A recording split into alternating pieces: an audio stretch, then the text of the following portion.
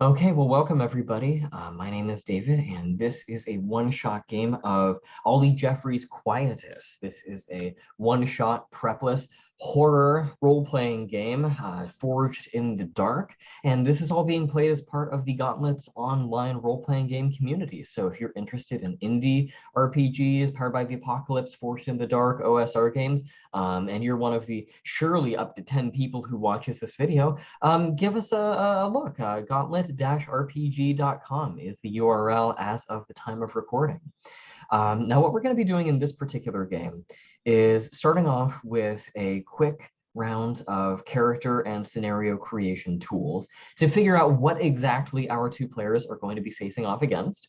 I'll give each player a chance to introduce themselves here momentarily, and then we will jump right into character and scenario creation.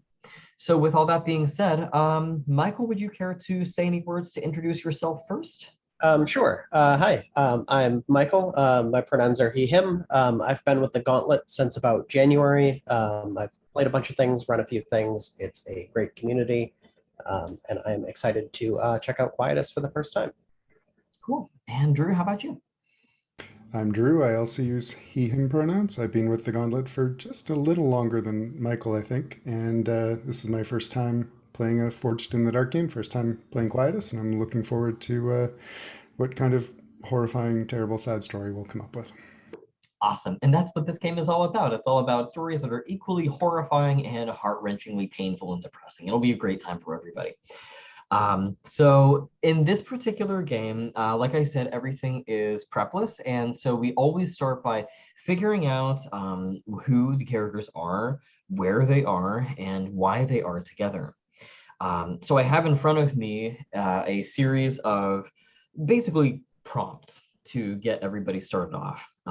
And so the first question that we're going to want to figure out, and like I said, I'm allotting a good 30 minutes just to go through these questions. So by all means, let's take our time and really get in here and figure this out.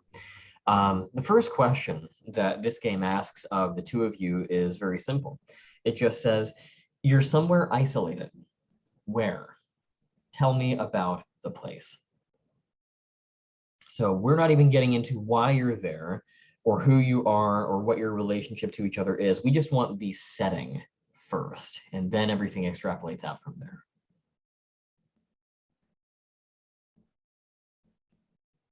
And if folks want ideas, I'd be happy to come up with some, but yeah, go ahead, Drew. Are we assuming like probably pandemicless 2021? Like, is it today? The game assumes that it is modern day and fairly normal setting.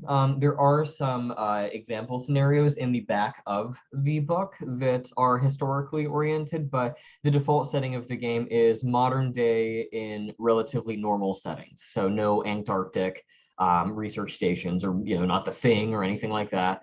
It's fairly modern day. That doesn't mean it can't be a really strangely isolated place. For example, I ran a one shot of this once upon a time that took place in a old logging camp in middle of nowhere, British Columbia, at the onset of winter, when it was like a skeleton crew of people just watching over the place. So it can be a very isolated place. That was going to be my question is like how isolated is isolated? Because there is a thing for like introducing side characters too, right?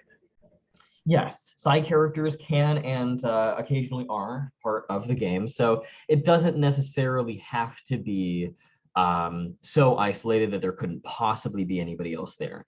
One thing that you could do, for example, in the logging camp game I ran, it was a player's character, and I think they had a skeleton crew of maybe 4 other people with them who were treated as side characters, and 2 of them dropped pretty quick.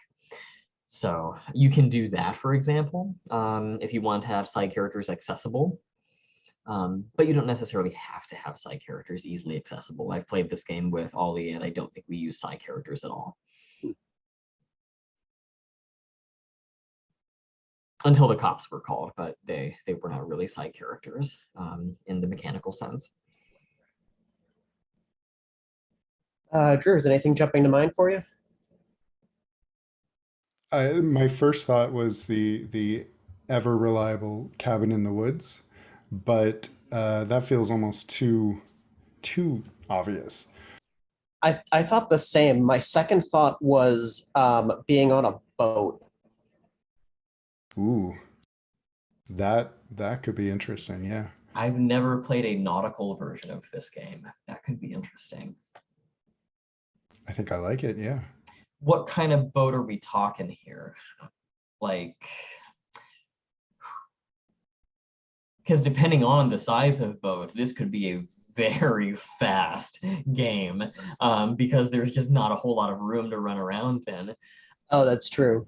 And that's not a problem by any stretch of the. I mean, it could be a boat that is near shore.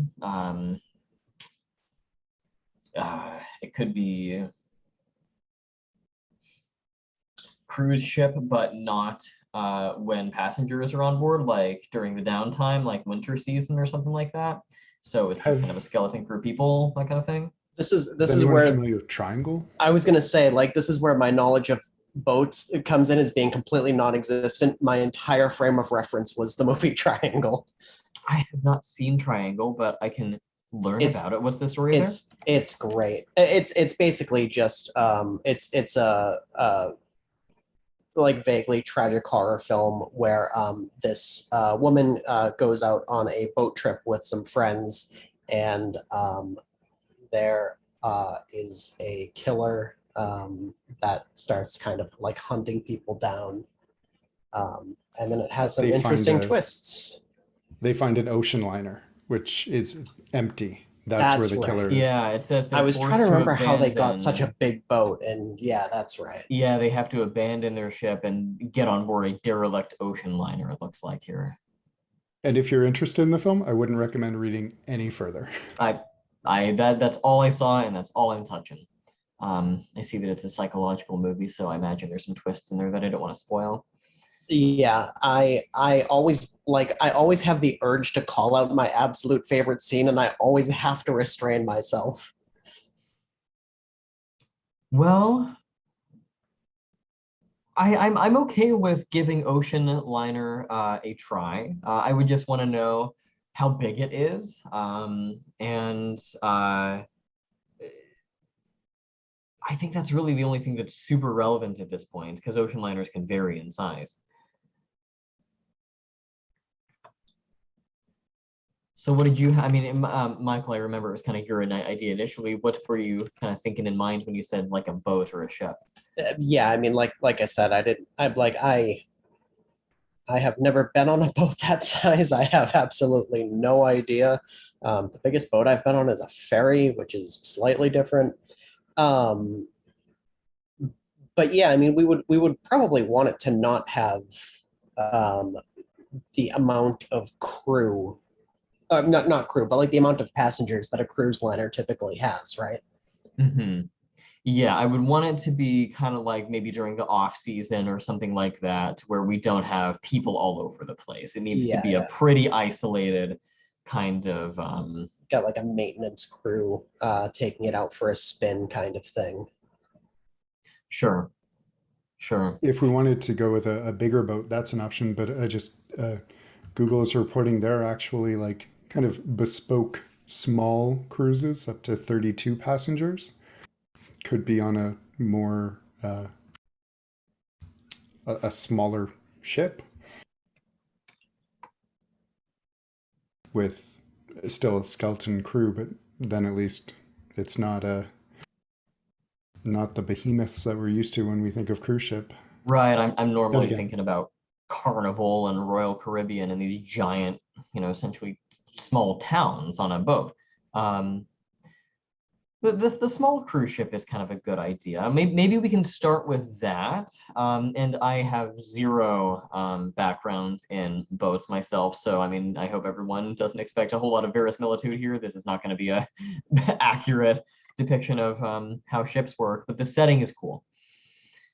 So good deal. We'll go with small cruise ship, kind of like I'm thinking, I'm kind of like looking at pictures here, maybe something like, I'll put it in the chat, but something along those lines where you're looking at at the most 6 stories. I mean, that ship there will get you a little bit less than 100 or a little bit less than 350 guests, I guess.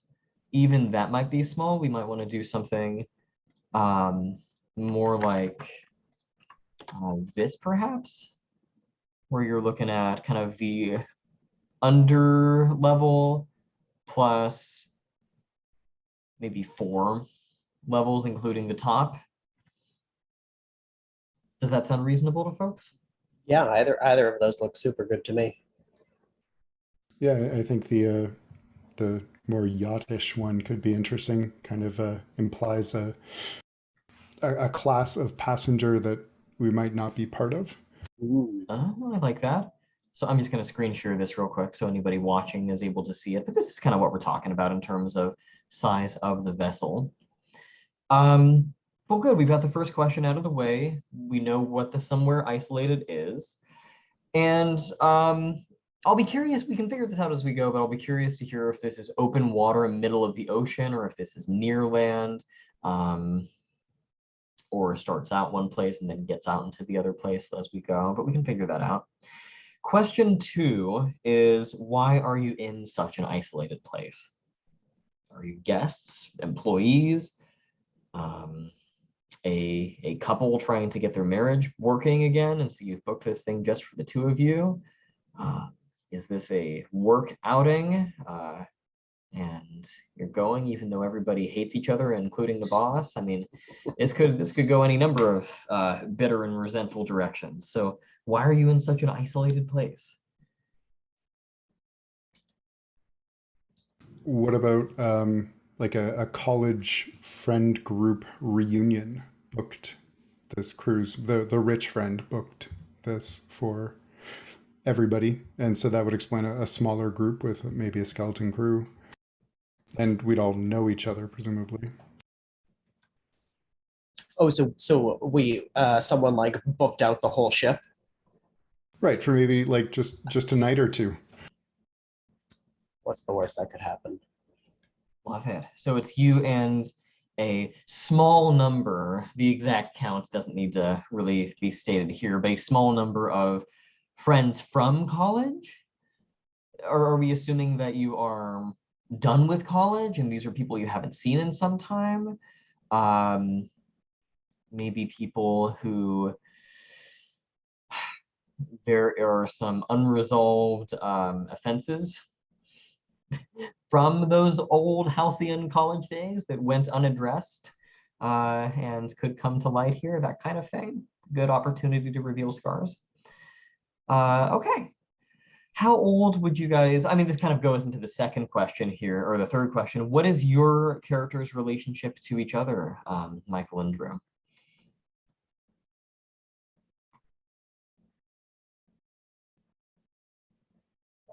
I'm up for many things. I was thinking, like, yeah, if we were sorry, my dog has opinions. The college friends, maybe think like 10 years on, make it a bigger deal. So 32-ish. That makes sense to me. Yeah, early 30s. Everyone's far enough out from university that we don't want to dredge up any past traumas. I mean, that was so long ago, statute of limitations, right? People have got their own careers. Maybe some people have kids, and the past is in the past, or so it seems. Okay, so you guys are old college friends. How do you know each other? Same major, some kind of activity or society or organization you were a part of? Yeah, I was gonna say, is it like a fraternity thing? That that could have a whole lot of baggage. That could be fun. Yeah, that could be cool. I've in where I am, there fraternities were not a thing at the university I went to. They were not legal, so I'm not very familiar with it other than what I've seen on TV. I didn't go to college, so I am equally unfamiliar. So far, this game is just calling out everything that I am completely ignorant about. We had a small Greek community where I went to university, but I was not personally part of it. So this is great. Boats and fraternities, things that nobody here knows about. We could go that direction with it. I wonder. I mean, I mean, I'm fine with also just good going with that too. with making it a club or something. Yeah, I'm game with that. Hmm. I Drama went to club gets together. my brain went to the agricultural students, but that may not lead to the kind of cruise renting money. That's a good point. It would need to be a group of kids who have access to money. So, well, I kids, mean, everyone's early 30s, but yeah. I was going to say all it needs is for one of them to have come from money too. right, Or need it also all. it's 10 years on. Someone can be a highly successful lawyer or whatever. Yeah, leave everyone else kind of in the dirt, potentially.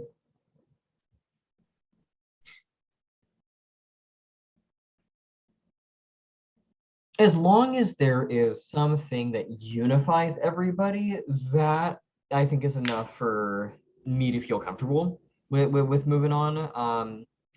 So We can always see if any of the other, because I don't know what the other questions are, but they might lead us to fleshing it out more too. yeah. So well, we've established your relationship to each other, is you know each other through college, and it was either through a fraternity or some other kind of organization. We can maybe flesh that out a bit as we go. The fourth question, and there are 9, by the way, but they go quicker as you go. Fourth question is, why does it pain you to be here? Now, this can be unique and specific to each of you, so you don't have to share the same answer, but it does have to pain you in some sense to be here.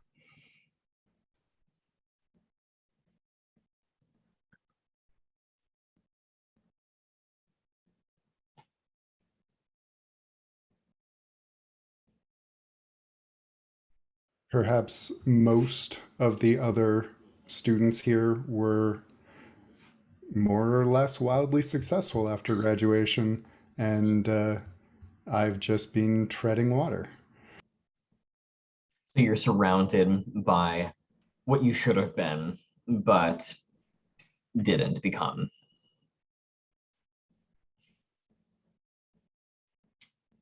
When in doubt, there's also always the possibility that that ex who you broke up with on good terms is here, and they've got their partner.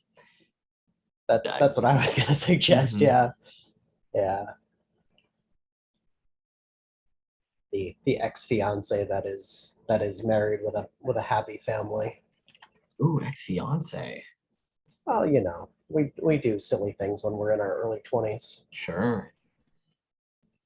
So for Drew, it's basically you're the only, I'm kind of typing this out if you hear keystrokes, you're the only unsuccessful, for a given value of unsuccessful, member of the friend group and are surrounded by reminders of your own inadequacy. And Michael, you are there with an ex-fiance and their partner. What? I'm not there with them. They are just also there. Yeah, you didn't come with them as a Right, group, right. but Yeah, like, got it. And as far as this partner is concerned, I feel like they're going to come into play here. So, can I get a just like a name or at least a gender for them, and we can come up with a name from there? Yeah, let's go with his name is Thomas. Okay. And his partner? Elizabeth. Sounds good. So you're there with your ex-fiance Thomas. His partner Elizabeth is there, and this, well, we should elaborate on this. What are your feelings about, let's start with Elizabeth. How do you feel about her? I feel like I probably don't like her. Are we saying just like when you say you don't like her, do you mean like any I find her merely irritating, or do you mean I hate her and she is the reason why I have depression? Levels of distaste. Yeah, she's probably not the reason specifically, but it is that kind of thing where it's like, I was on the fence about coming in the first place, and then I get here and I see Thomas again, and I'm like, oh, Thomas is here, and then I see Thomas's wife, and I'm just like, oh, it's just that gut punch when you're least expecting it, just after like that second of elation. So just not even really knowing her, like whether she went to college with us originally or not, like don't really know her, don't really want to. And to twist the knife, is she just incredibly nice too? Oh, of course she is. Yeah. Sweet as molasses. Some nothing like unrequited love to set these scenarios up. Okay, so I think we have a good sense as to why it pains you to be here. The next couple of questions are very simple. I'll actually just say both of them at the same time. What's your name and what do you look like?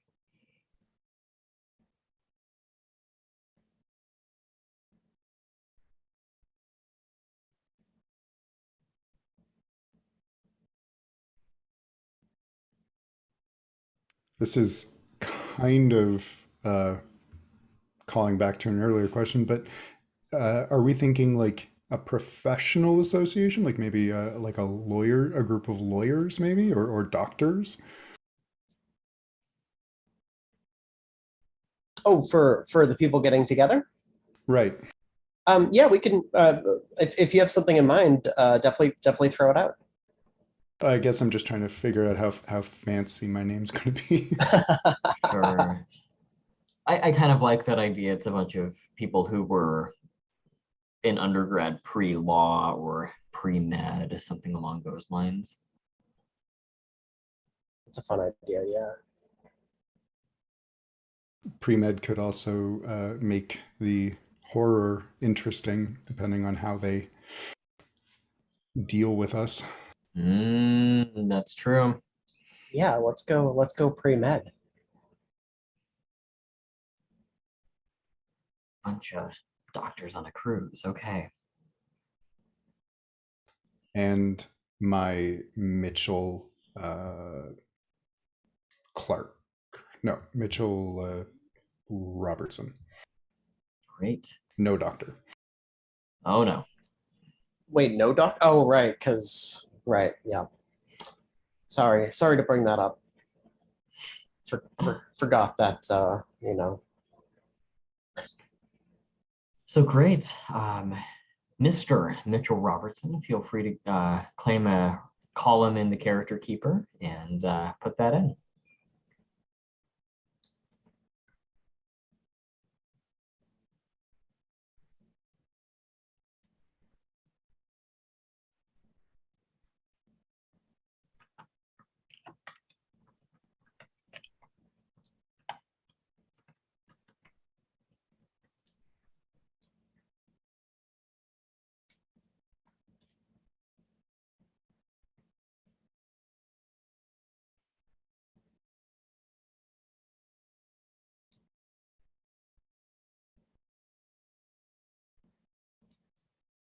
Michael, what are you thinking? Or do you have a sense as to what you want to go with?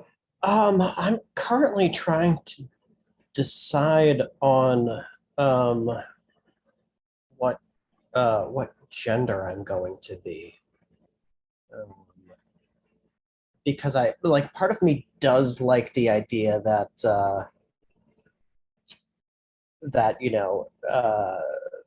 Thomas settling down with a woman has just given me this extra kind of angst about his relationship there.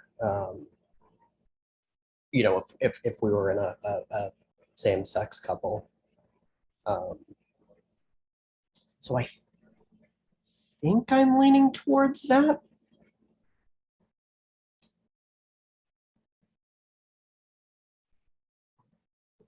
So for gender, you're thinking, I'm thinking of being male. okay. I think I'm going to do that. Okay.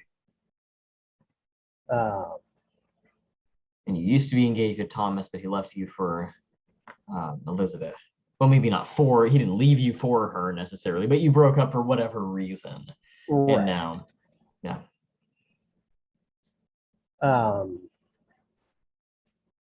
Which, if you're playing a male, there would be another question there. Did anyone else know you were with Thomas? That's a good question. I'll just mention there is a veil on homophobia. So, yeah, no, I just, yeah, feel free to answer the question. I just didn't want there to be anyone who was explicitly like committing some kind of offenses against anyone on the basis that you were in a relationship with Thomas or anything like that. Maybe someone could, maybe people could kind of like quietly resent that, or there could be people who have kind of unspoken prejudices. That could be a thing, depending. Yeah, it may have just been a thing that, I mean, if this is,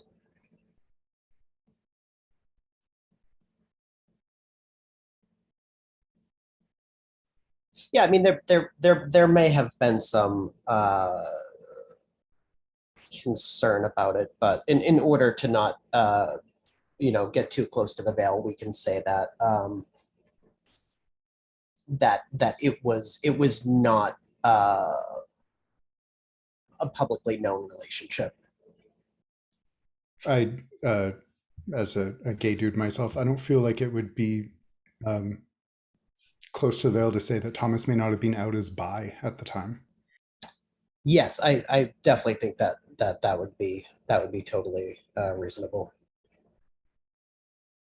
And obviously, like for many people, sexuality is a fluid thing. So Thomas may not have felt like he was at the time either. So the takeaway here is that this relationship with Thomas at the time was not public, but it was quite close. Engagement level close, if I remember correctly. Yeah. Okay. What did, I mean, if you happen to know off the top of your head, what did cause you to break up with one another? Like, was it a mutual thing? Was it a one-sided thing? What prompted it? Just that kind of thing.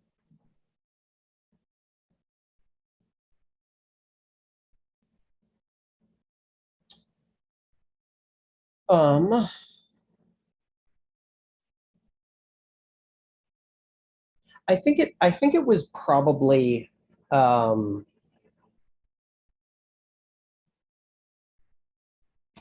gonna go with this. I'm gonna say that, so we were both really busy, obviously, because with the setup for this, we both would have been pre-med. So we're both just drowning in coursework, and not super around for each other. And let's go with I cheated on him. Good one. Yeah. And why was that? Was it just the pressure of school? I mean, was it just like an unhealthy coping mechanism, like is often the case, or? Yeah, I would think so, and feeling kind of neglected because with our schedules and workloads as they were, like there were probably like months of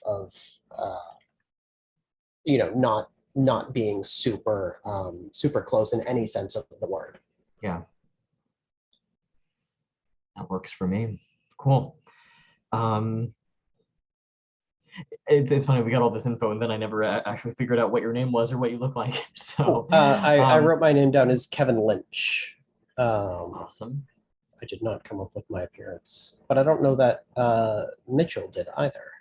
Nope, I don't have appearances for either person, so it doesn't have to be a deeply in-depth kind of thing, but maybe just some words. I mean, do you look tired or not? Do you have glasses or not? How athletic do you appear versus how stout? Just little descriptors that an author might use to give a reader just a quick, just enough that they can kind of fill in the rest on their own description. I think Mitchell is he's an average looking guy who could trend closer to handsome if he put a smidge more effort in. Like his hair is a little too long. He doesn't dress. His clothes are not sized well for him. He's a little schlubby. A Midwest 5. All right. And, Kevin. Yeah, and I'll go with Kevin being pretty like classically handsome. So tall, has that like 5 o'clock shadow amount of beard stubble, kind of dark blonde hair. Probably has reading glasses. Yeah. Probably makes people call him doctor. Oh boy. So much more conventionally attractive and, according to a conventional definition of the word, successful person. Yeah. As long as we're on the topic, I wanted to check in with Mitchell. Do you know Thomas?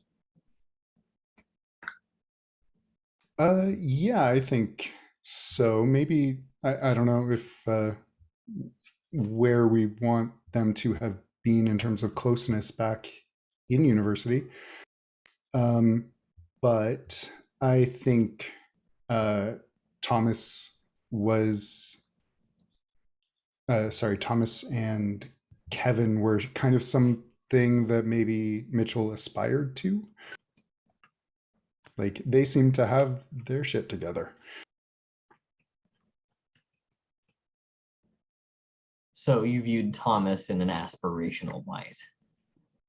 Yeah, Got and it. probably still do. I was gonna say, yeah. Sure. So you still kind of look up to him in a manner of speaking, at least insofar as he's successful.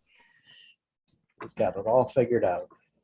Now, what about Elizabeth? Do you know anything about her? Did Elizabeth go to school with us?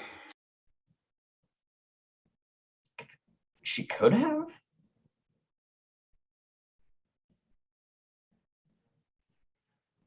Doesn't mean she had to be in the same pre-med program, but maybe could have. What were you thinking, Drew? Just familiar, but not particularly close. So kind of, you say hi at a party, chat a little bit, but you're not calling afterwards. Fantastic. So now the last 3 questions here before we take a break. This is where things get very interesting. The first question is this. Something went very wrong yesterday. What was it?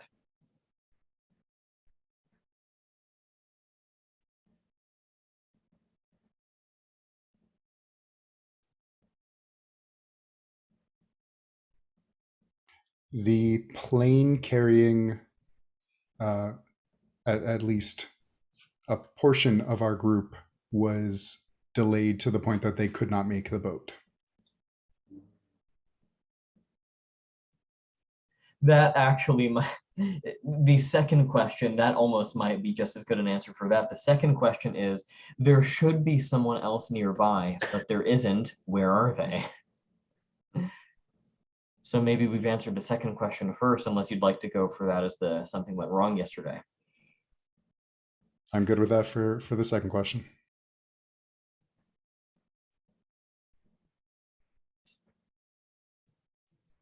For the something went wrong aspect, maybe it's related where like there was a huge argument among a couple of the passengers and even staff, because some people were like, oh no, we should totally wait for them, and other people were like, no, we can't. We've only got this ship for so long, kind of thing. So like tensions between people are already running a little bit high. Because there's some resentment about should we have waited for these people or not. Yeah, exactly. Do you think we should have waited for them, Kevin? I think we should have. I mean, how often do we get to do this kind of thing? What about you, Mitchell? I will vocally say that we should have waited, but secretly I'm kind of relieved that it feels like some of the pressure is off. It's not entirely filled with people who I don't really fit in with anymore. So outwardly, oh yeah, we should have waited for them, but inwardly, it's like, oh, thank God, fewer people that I have to show myself and embarrass myself around. Exactly. God, Poor Mitchell. this is fantastic. So something went wrong, and there should be someone else nearby, but there isn't. So we have that squared away. Final question before we take a quick break, and this is going to be answered each character individually. What are you most afraid of?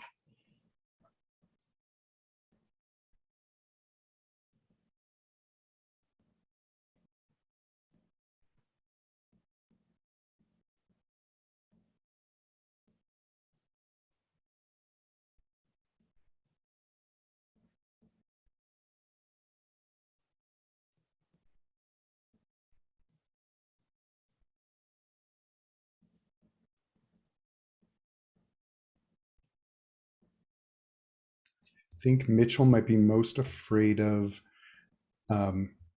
everyone else seeing or confirming how big of a failure he thinks he is.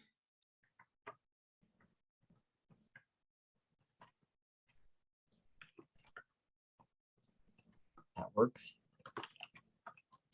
For my own curiosity, what does Mitchell do? Actually, that's a very good question. I hadn't even thought of that.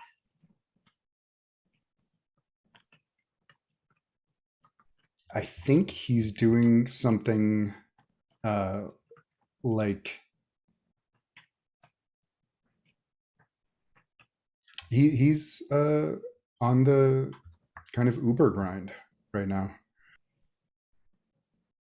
Something that from where he was going for seems like a not the goal he was hoping for. Not so much. So how would he describe what he does if people are like, oh, what do you do now? Oh, a bit of this, a bit of that. Keep busy, doing a bit of writing. Okay. And just to make sure I understand it correctly, you said that he is kind of not really in a stable job. Yeah, I think he's in the gig economy. Yeah, yeah. Got it. And Kevin, what are you most afraid of? I think Kevin's most afraid of Thomas. I mean I don't know when we actually like left port, but I think I've been avoiding him because I don't know how he's going to feel about me after these years, and I'm uh, you know uh, afraid that he'll you, you know uh, kind of say something that'll be hurtful, because he still means a great deal to me. So you're afraid that Thomas will say something hurtful to you? Yeah.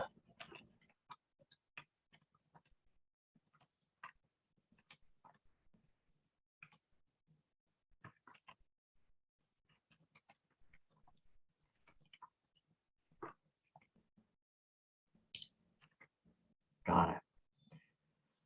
Okay, well, that takes care of everything we need to know for the character and scenario creation.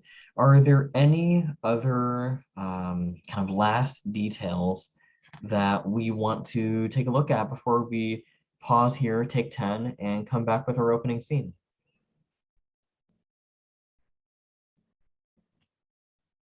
Okay, in that case, I have just about 2 minutes until the top of the hour. So let's pause, take 10 here and come back at about 8 past, give or take a minute.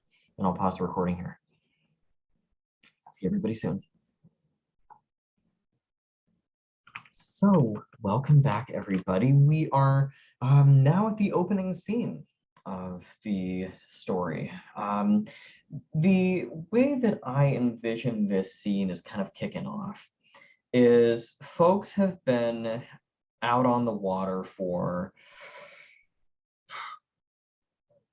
a good 12 hours now.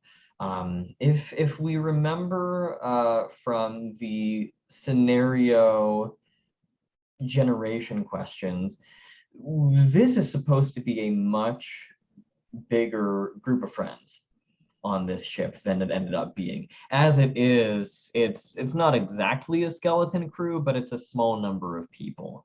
The folks that I jotted down that I have include Thomas, who we've already discussed is the ex-fiance of Kevin, and who Kevin cheated on back during undergrad. We also have Elizabeth, who is Thomas's current wife, perhaps newly married, or they've been married for a few years. Let's go with a few years. I also put down a couple of other NPCs here. I think one of them is going to be a young man by the name of Amir Barton. This is the guy who threw this whole party to begin with. This is the guy who reserved everything, sent out the invitations, is frankly spending all the money on this. Amir is, out of all of you guys, probably the one with all the success and all the money next to maybe Thomas. I also have Anna Bishop, Amir's girlfriend, who to some people might look a bit like arm candy. She's not a member of the old undergrad friend group. This is someone who folks came across later and who Amir married later after he was already considerably more rich and successful. She's on this ship as well. Speaking of the ship, I've decided that this ship's name is the Debonair. I think that's a great title for a ironically doomed voyage of rich people. So you are on the voyage of the Debonair. And this voyage is being headed by a ship's captain, captain by the name of Finn Summers, Finn. And Finn's job basically is to just drive the boat. He's the one who radios back to shore, who monitors weather patterns, who keeps the boat going. And if he has a first mate, that's kind of it. It's him and maybe one small assistant. And their job is to stay quiet and out of the way while you folks have a good time. Now, the way that I envision this happening, you got to port probably early morning. It's a kind of half yacht, half small cruise ship in construction. I imagine it is having about 4 stories plus kind of the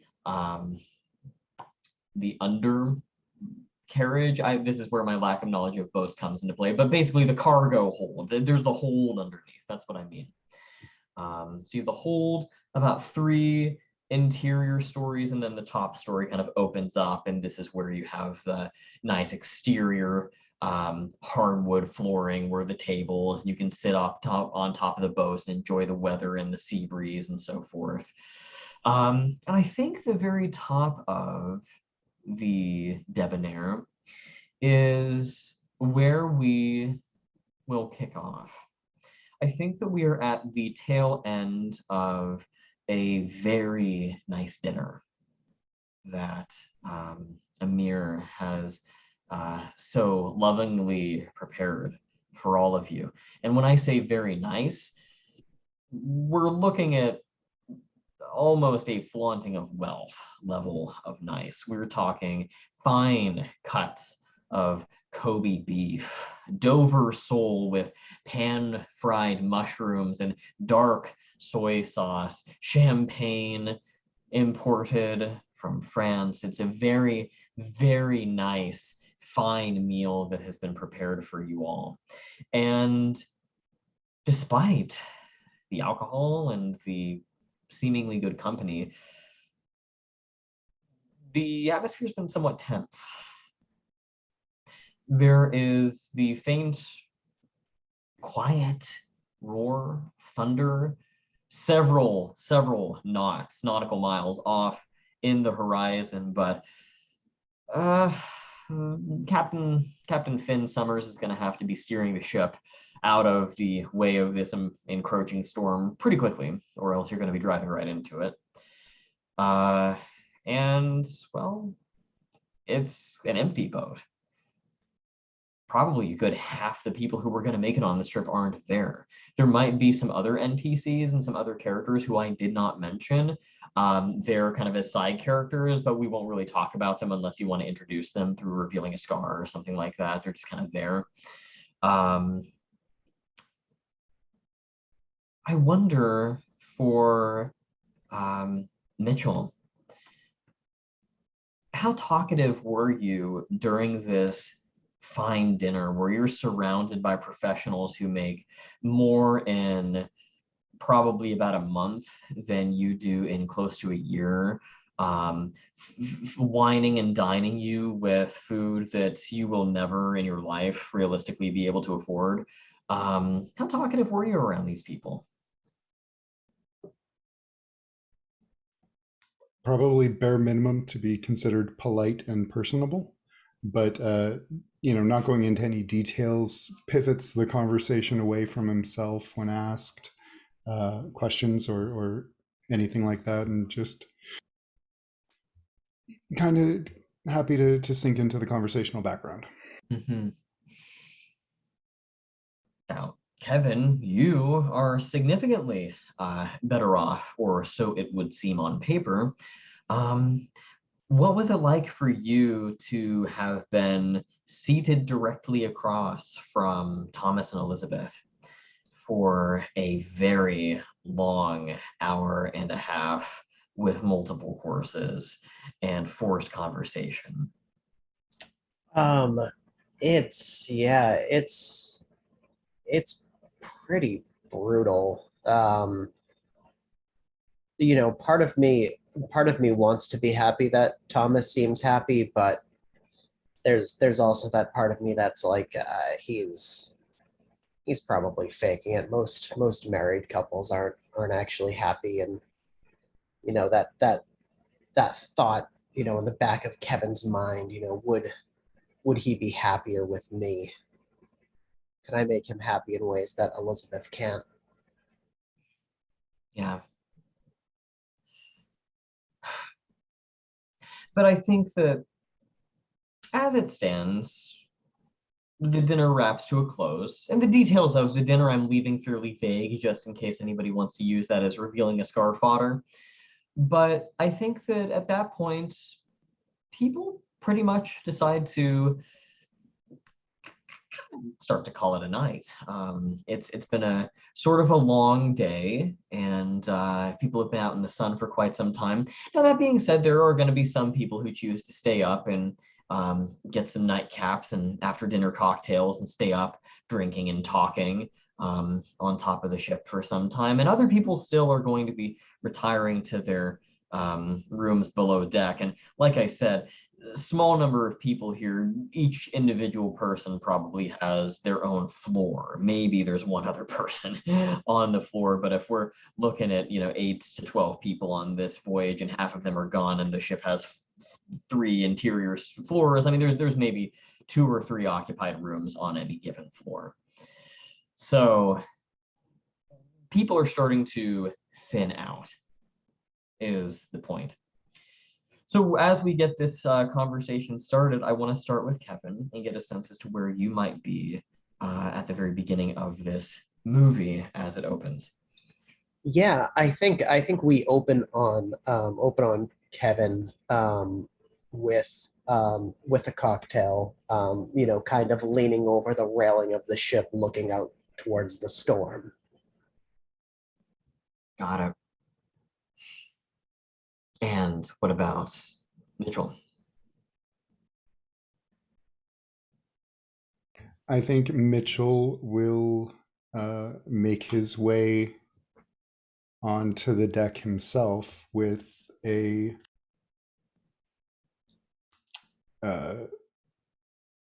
it's not lined and veiled, but perhaps a cigarette of not tobacco. Sure.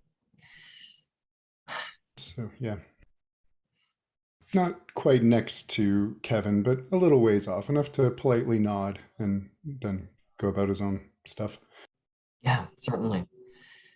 Um, and I think that there is this flash of lightning, very faint, just kind of like a little on switch, off switch of light off in the distance. Um, and it gives you a feeling of fear, yes. Storms, especially at sea, are very scary. And it also gives you this, both of you for different reasons, a sense of overwhelming loneliness.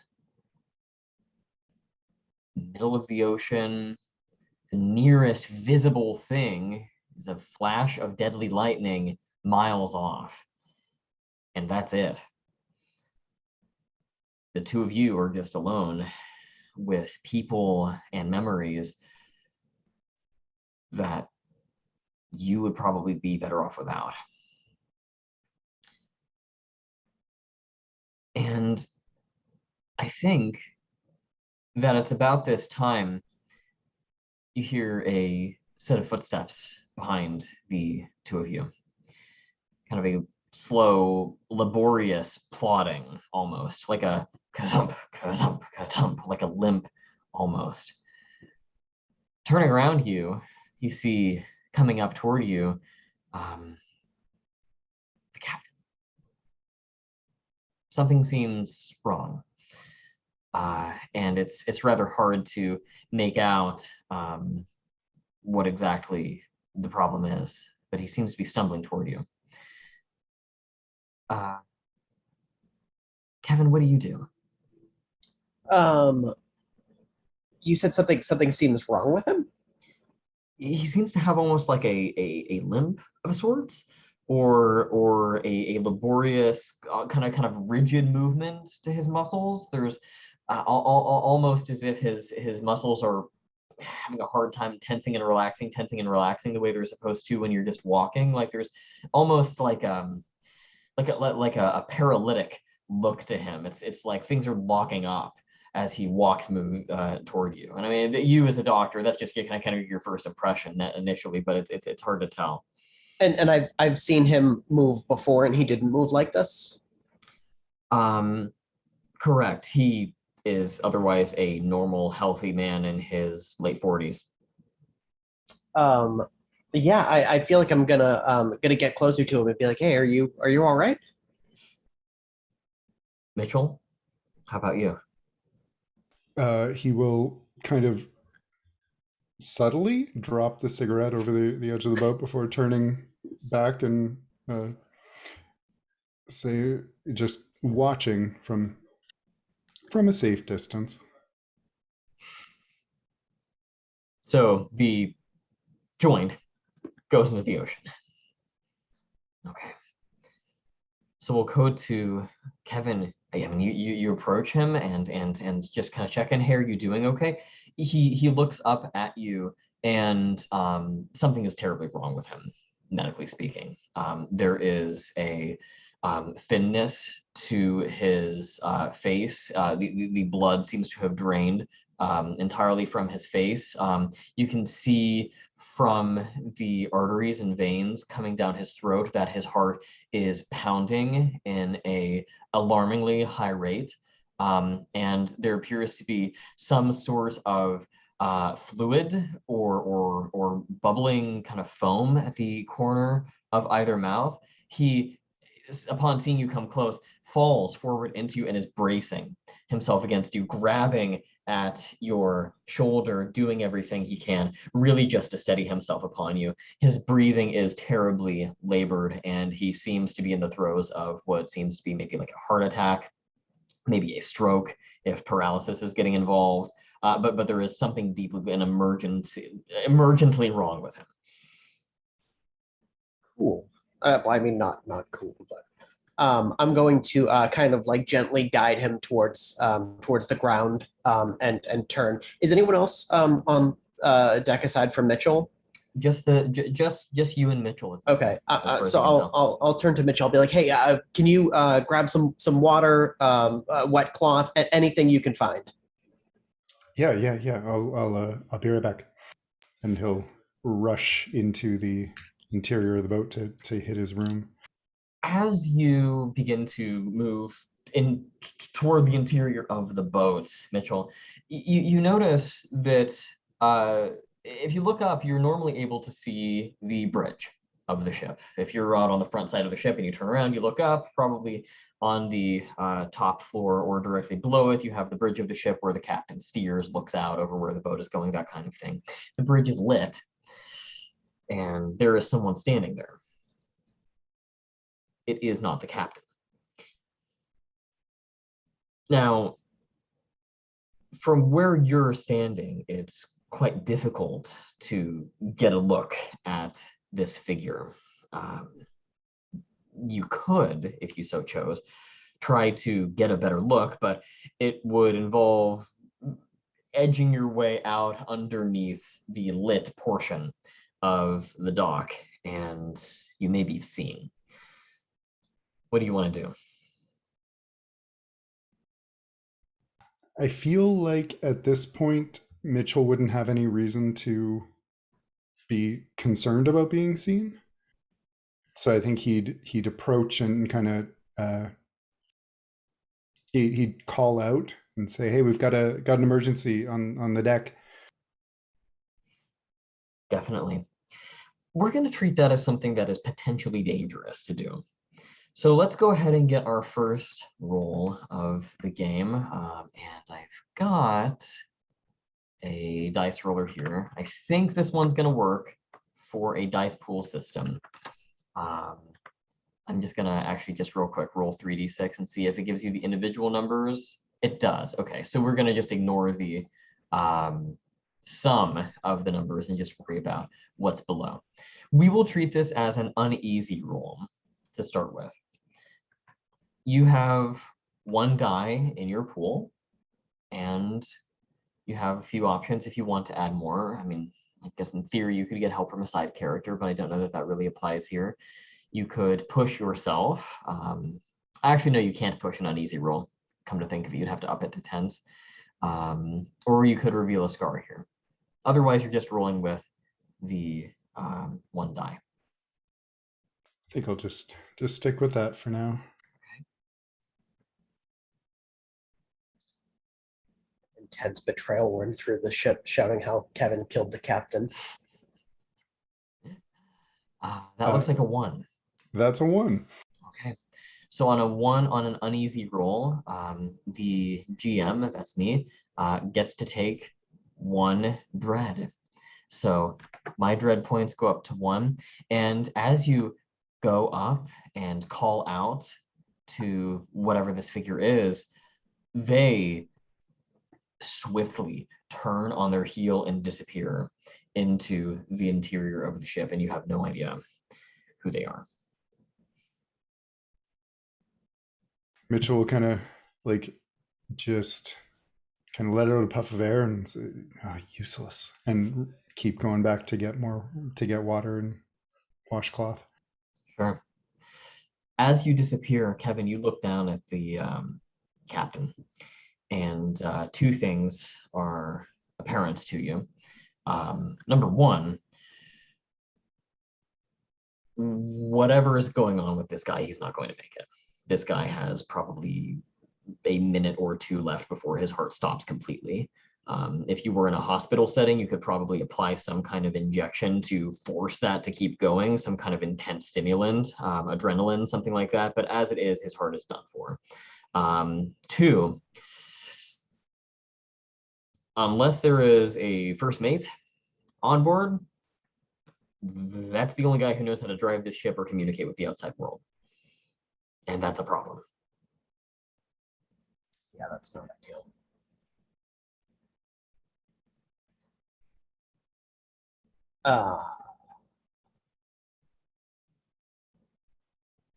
Yeah, so I imagine I've been trying to calm him down, like, take deep breaths, relax, you're gonna be all right.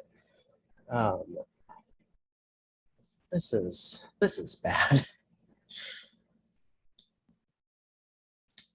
So he's like definitely a goner.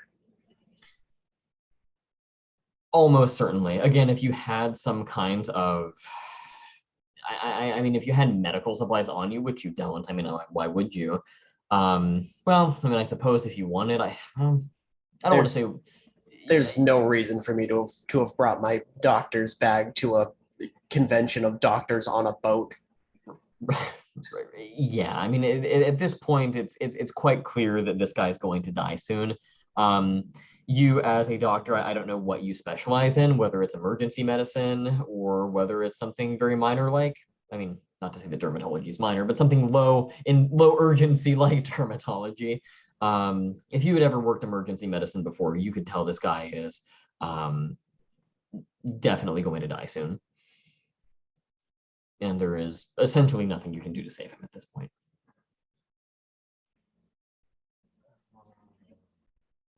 Great. How coherent does he seem?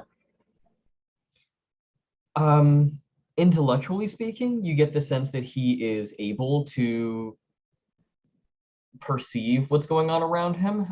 Your guess is that his vision is blurring and his hearing is starting to go. He's likely to have a difficult time forming words, in part because his brain is kind of shutting down. But I mean, sure. If you were asking him questions, he could probably get some kind of answer out, maybe. Yeah, I don't imagine he can give me a crash course on steering the boat at this point. I think I'm probably gonna just try and make him comfortable. Sure.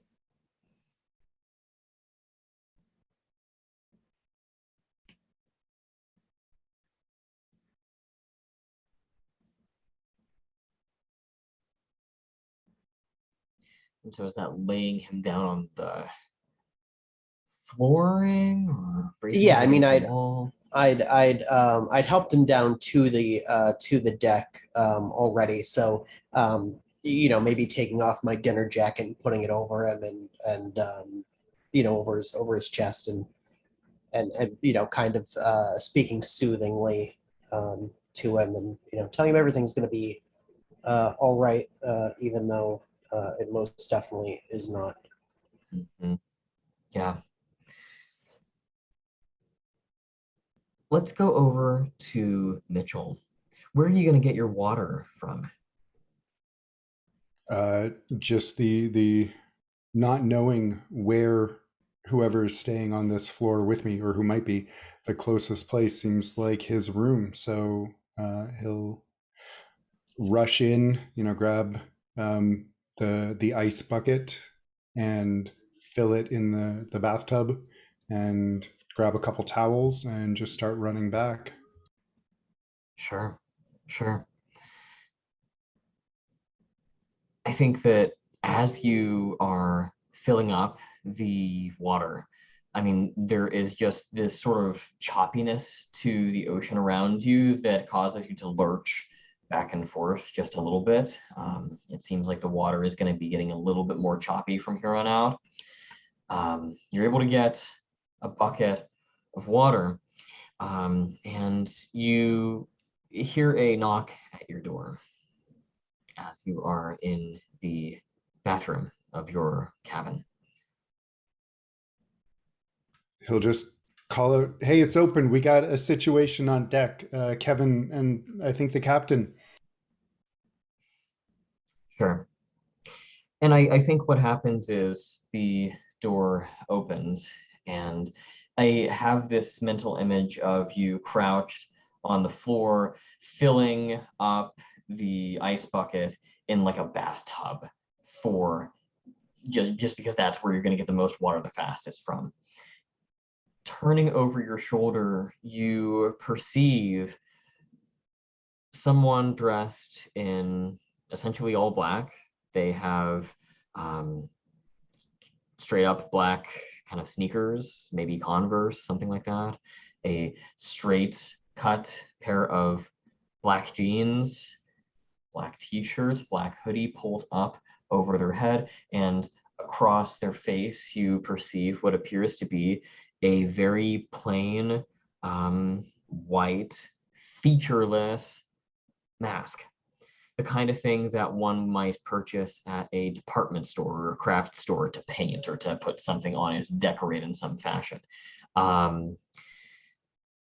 They hold in one hand what appears to be loaded syringe. And the other hand is in a hoodie pocket. What do you do?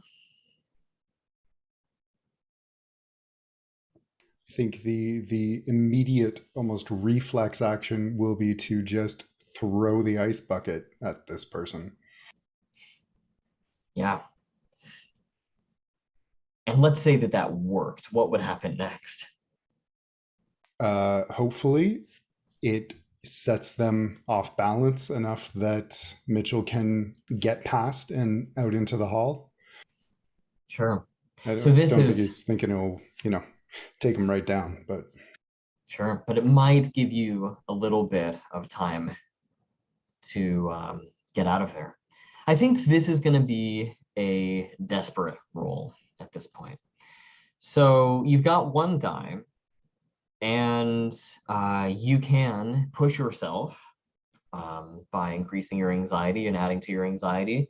You can also, if you so choose, reveal a scar to introduce some kind of element that might be beneficial to you here. And it doesn't have to be a physical element. It might just be, I remember something like this, and that's what I'm tapping into emotionally as I do this. right. Okay. Drawing on my several season experience of Grey's Anatomy, I think that perhaps the precipitating event for Mitchell's washout was an incident in the hospital while he was working there. I figure this could be something he might dip into in future, but there was a let's go with a shooting, and he was not shot himself, but he's always been on guard since then and has that kind of like instant terror reaction and adrenaline rush that something like that could be happening here. And so maybe leaning on that or drawing on that. Yeah, so kind of a recollection of a shooting victim that you saw once upon a time, and maybe seeing yourself in that person's position. Yeah, I was thinking more like an active shooting in the hospital while Oh Mitchell my was gosh. working. Oh, even better. That works for me. So great. We'll tap into that. What that will do is it will give you +1 die to your pool. And I think it also will increase your anxiety by 2. but you've got 2 dice. You are also allowed to push yourself by increasing your anxiety further, if you would like, but otherwise you would be rolling with 2 dice. Let's go with that. I mean, can't get a 1 again. Or well, I could. Could get snake eyes. So highest is 5. Okay, 5 is high. So what that means on a desperate roll is that you achieve your stated goal, and I take 2 points of dread. You may do one of 2 things at this point. You may either suffer a severe consequence or raise your despair by 1. Do I get an idea of the consequence before I decide, or? I don't know that I would have to go back and check the book. I don't know that you do or don't, but I'm gonna say that it's gonna have something to do with that syringe. In that case, I think I will go with not the consequence. Okay, so your despair ticks up to 1. However, you do succeed in achieving your stated goal. You are able to throw the not bottle, but the bucket of water at him and explain how this narratively gets him just off your back enough that you're able to escape the room. I think his lucky desperate throw happens to nail the figure directly in the mask and perhaps kind of obscures their vision or knocks the mask off center just enough that Mitchell can just shove past him out the door and out into the hall. Sure. And then where do you go? He'll look both ways and decide that the best course of action is where he last saw a human being and rush back to the deck the way he came. Sure. And Kevin, 2 things happen at this point. Well, I suppose 3. Number 1, the captain dies in your arms. Number 2, you see Mitchell rushing, completely waterless, from the interior of the ship. And 3,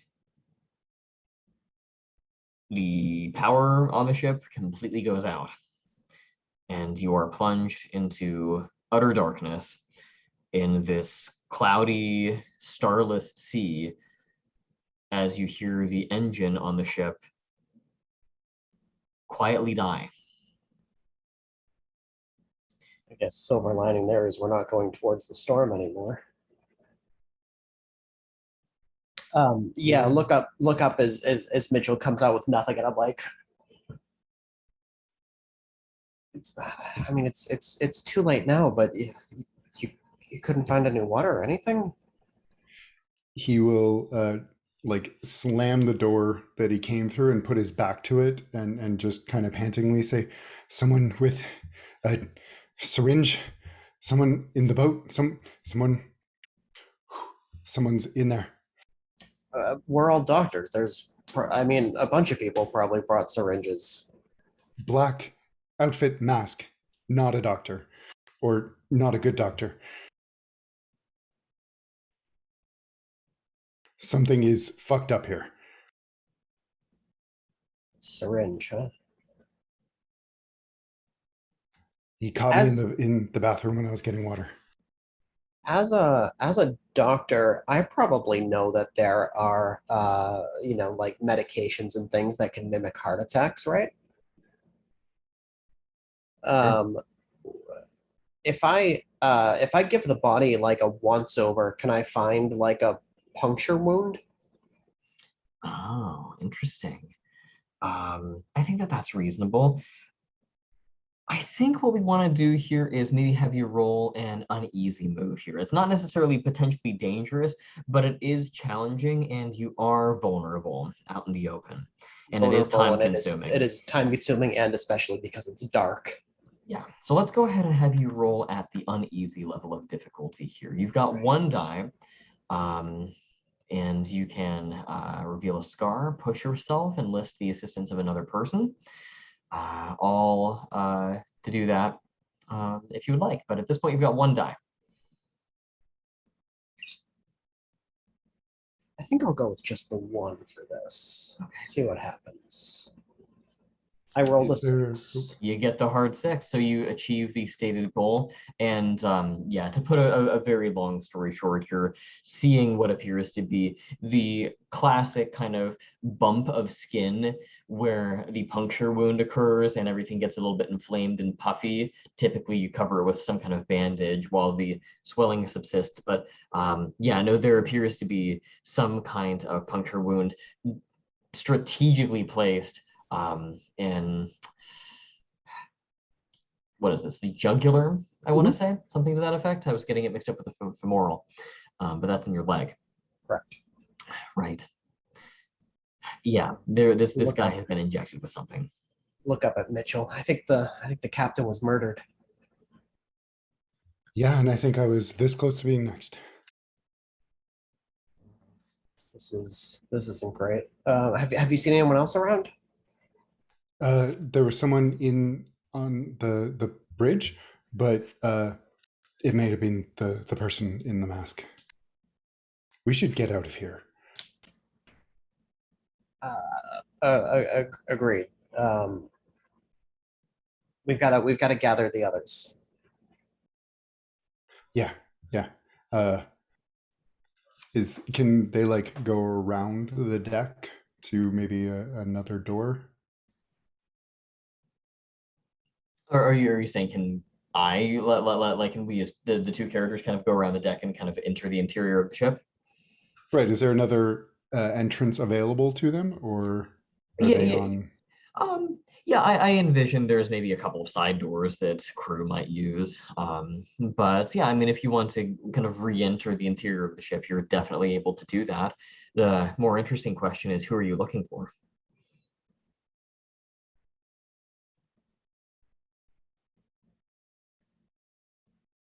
I mean, Kevin's instinct would be to basically beeline for Thomas.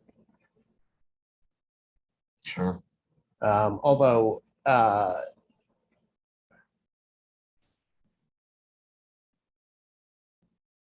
mean, it's probably also a good idea to go for Amir because he might know something we don't.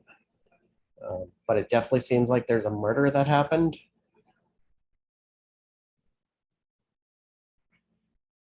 I think Mitchell's just looking for anyone who can be the adult in the room here. Sure. So it sounds like it's your call, Kevin. Would you like to go check out Mirror, or would you like to go try to find Thomas? Oh no, I'm definitely going to go for Thomas. Sure. And so I think that what'll happen is we have this scene of you guys taking off, and you get into the interior of the ship, and you pretty much immediately find that it's impossible to see anything. You would need to have probably a cell phone light on. Now, obviously, cell service is completely non-existent, but if you did happen to have a cell phone turned on, you could at least have the flashlight function going with it. Yeah, that seems like a thing that that we would reasonably have. Sure. And as you, I mean, it sounds like, Kevin, you're the one with the light.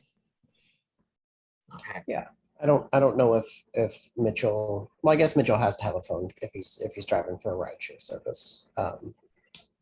But yeah, Kevin will at least pull his out. Sure. And so as you enter the interior, I think you find yourselves in a hallway that is typically populated with cabins, rooms, essentially, for the crew and for the guests on the ship.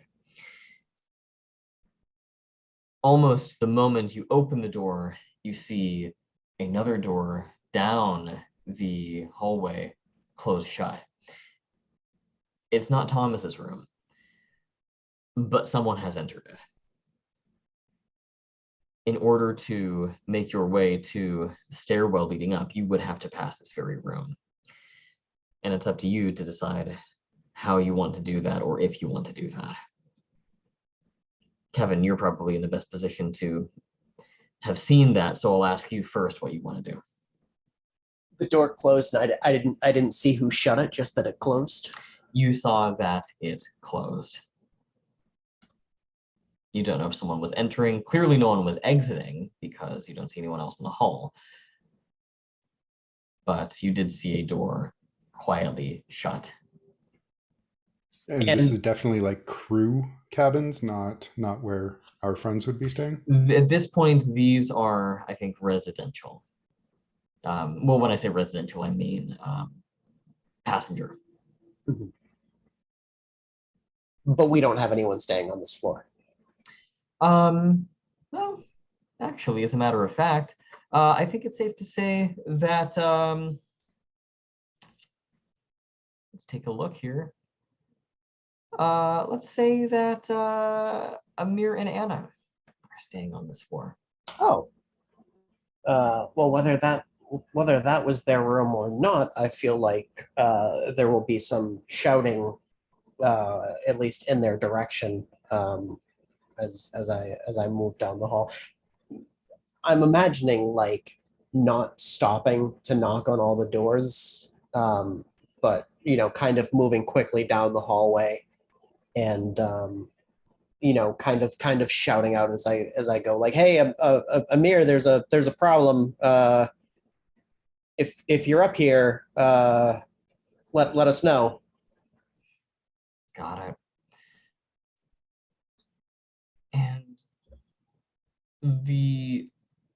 I think response that you get is the sound of panicked screaming.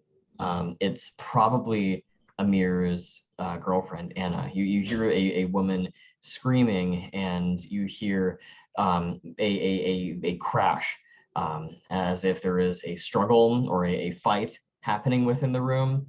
But there is someone who is essentially being violently assaulted, is the vibe that you get at this point. And Mitchell, I want to kick it over to you. What do you think you want to do here?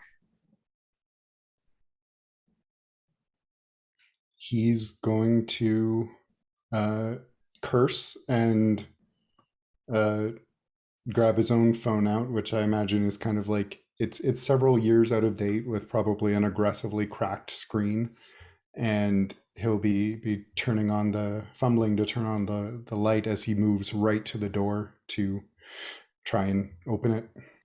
Are you trying to do this without being noticed? No, I think he's not overly concerned about that. Okay, so you rush to the door. I don't know that that's going to necessarily require a roll. The question is, what do you do at that point? Do you throw it open? He'll try. He'll say, "Amir, Anna," and go for the handle, or Yeah. Absolutely. So I think that what you'll see as you kind of throw it open is, well, it's really difficult to make out in the just cell phone lighting. I mean, you have kind of one hand occupied just holding it up, but what you see essentially is this black silhouette, and it appears to have some kind of blunt object, perhaps a wrench or some kind of uh, technical instrument taken from a crew storage cabin, or maybe the hold underneath. But they appear to have grabbed Anna more or less by the hair and are essentially in the process of beating her to death with this blunt object. And she is screaming desperately, as you can see, just bang, bang, bang, blow after blow. You would see probably the beginnings of blood and bruising to form on what few bits of exposed flesh you're able to see, as this thing is just laying into her. You get the sense that this person, thing, whatever, is quite strong. And I think that's about the point that we can kick it back over to Kevin. Are you running at the same pace, Or are you holding back? What do you want to do? I mean, I think what will happen is that as soon as Mitchell opens the door, you hear the screaming that much louder, and it's echoing loudly throughout this entire floor. Oh yeah, this is one of those tough moments. I think I don't think, as much as Kevin wants to, I don't think he can run away from someone who's in clear trouble. Mm-hmm. I think he's gotta go back, and try and help. Okay. But So his legs want to just carry him onward and down the stairs. Yeah. And Mitchell, sounds like Kevin is about to rush up behind you in an effort to intervene. What do you do?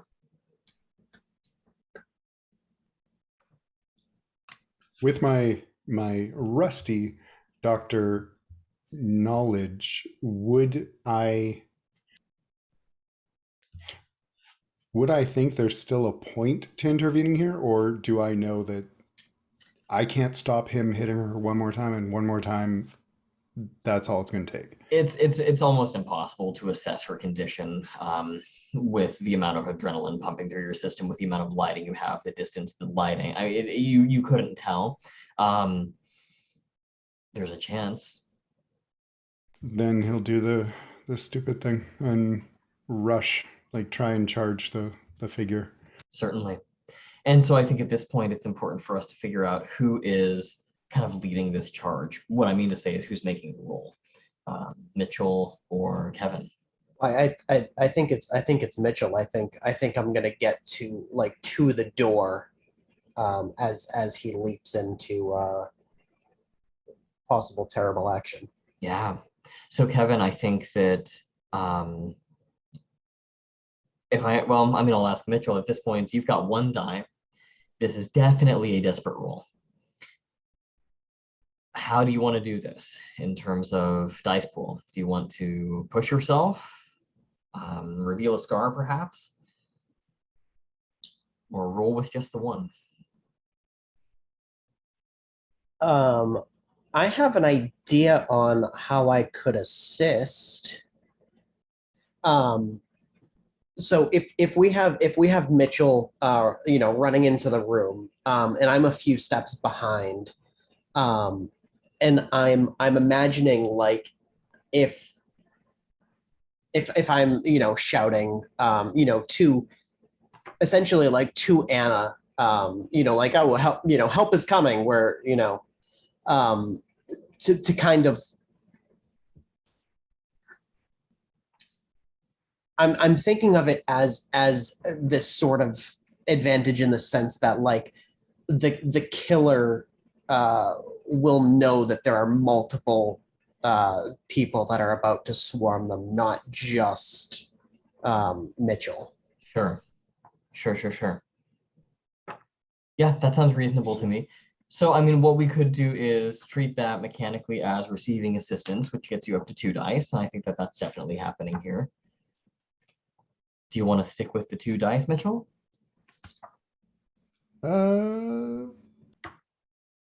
Yeah, I think so. Max anxiety is 5, right? I think it's 10. Max anxiety is 10? 10. Yes, despair and hope are 5, but anxiety maxes out at 10. Oh, then I'll push myself too. Okay.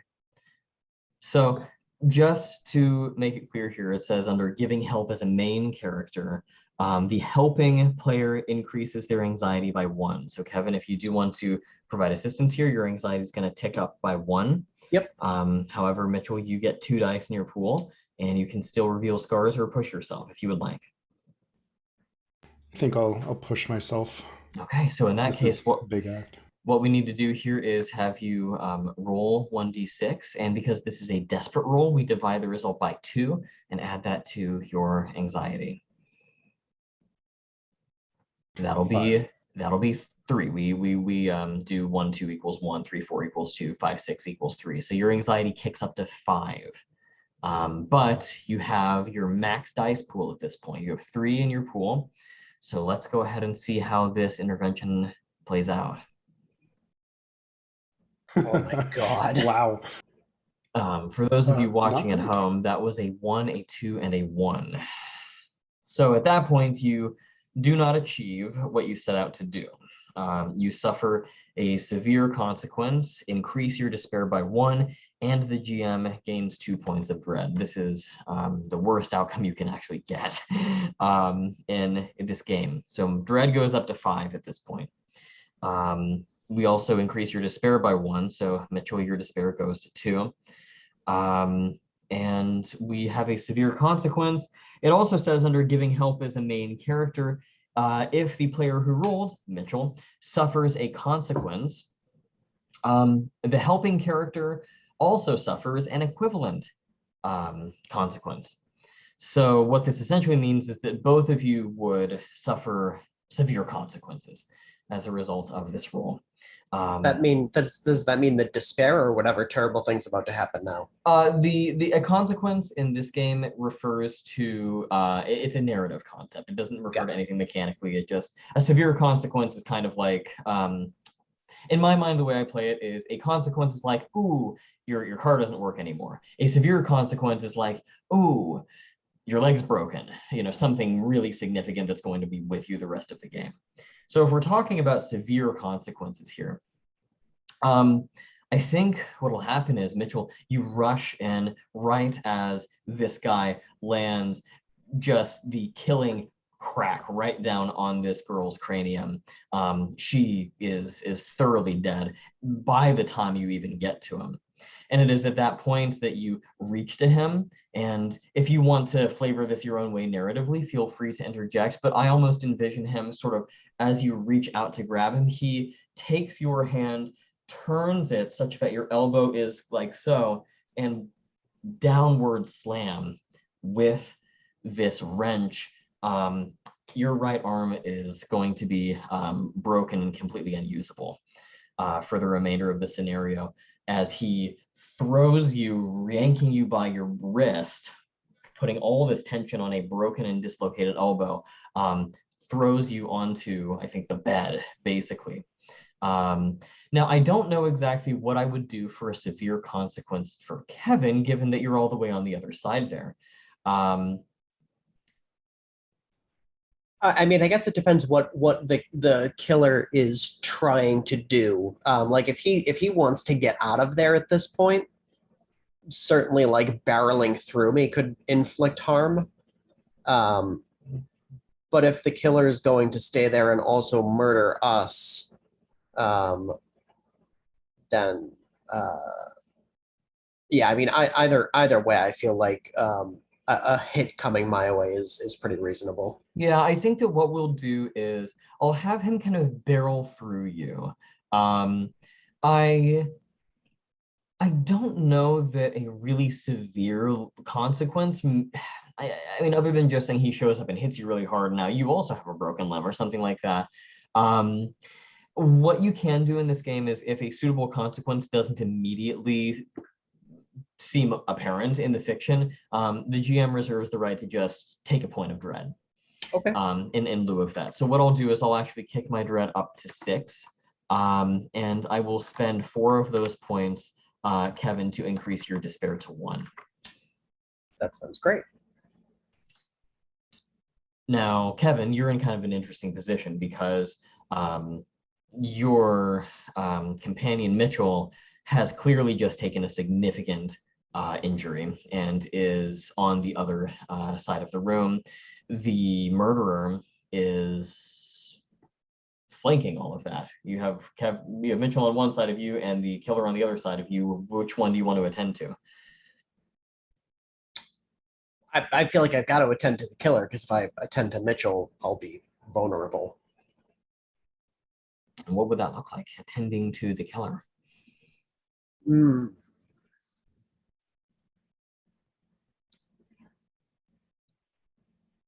Christ.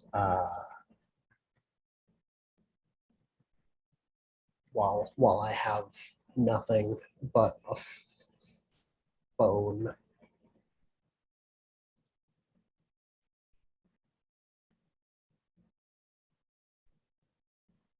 I mean, I don't want to do what Mitchell did and just like pounce on him, but we also don't have anything on us.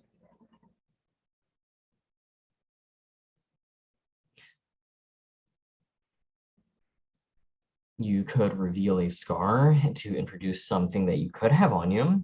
For example, a fire extinguisher on a wall that you could break glass and hit him with, or something along those lines.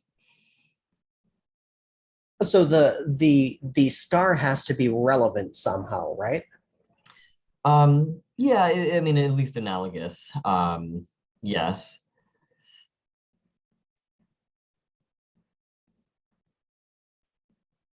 Yeah, okay, yeah. Let's go with the fire extinguisher and the kind of the related scar will be a flashback to Kevin being young and like 9, 10, and his parents' house being broken into,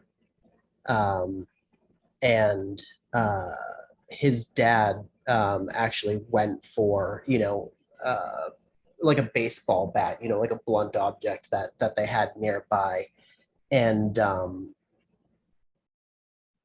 went in to try and stop the burglar, and got stabbed, um, and that was what made Kevin decide that he wanted to be a doctor, was kind of the aftermath of that. Um, yeah, so I'm gonna go swinging with a fire extinguisher. Got it. So your anxiety is going to go up by 2 for revealing the scar, but you do find a fire extinguisher on a wall. I imagine there's the classic break glass and in case of emergency thing next to it, and you'd almost have to kind of punch through to grab it. And that might cut your hand up a bit, but not so much that it's going to impact you a great deal. And you're going to take a swing at this guy, I think. Yeah. That's a desperate roll with 2 dice, unless you would like to push yourself further. And pushing myself is 1 die, and the anxiety would go up by a half d6. Yes. Ooh. Yeah, let's do that after Drew's roll. I don't just want to risk it with 2. You guys need a win here to get your hope score up. So Seriously. let's see if we can. Yes. Should I roll the stress first? Yes, Anxiety, rather? Yeah, let's push the roll first. All right. So that's a 4. So Okay. anxiety is going to go up by another 2, which will Okay. put solidly at 5. Okay. So Here you've we got go. 3 dice in the pool now. You would think that would be enough. 5 is 5 the, is the high high. one. Okay.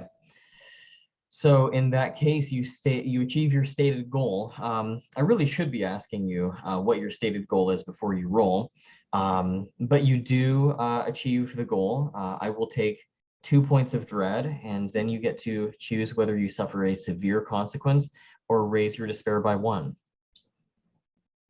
Oof.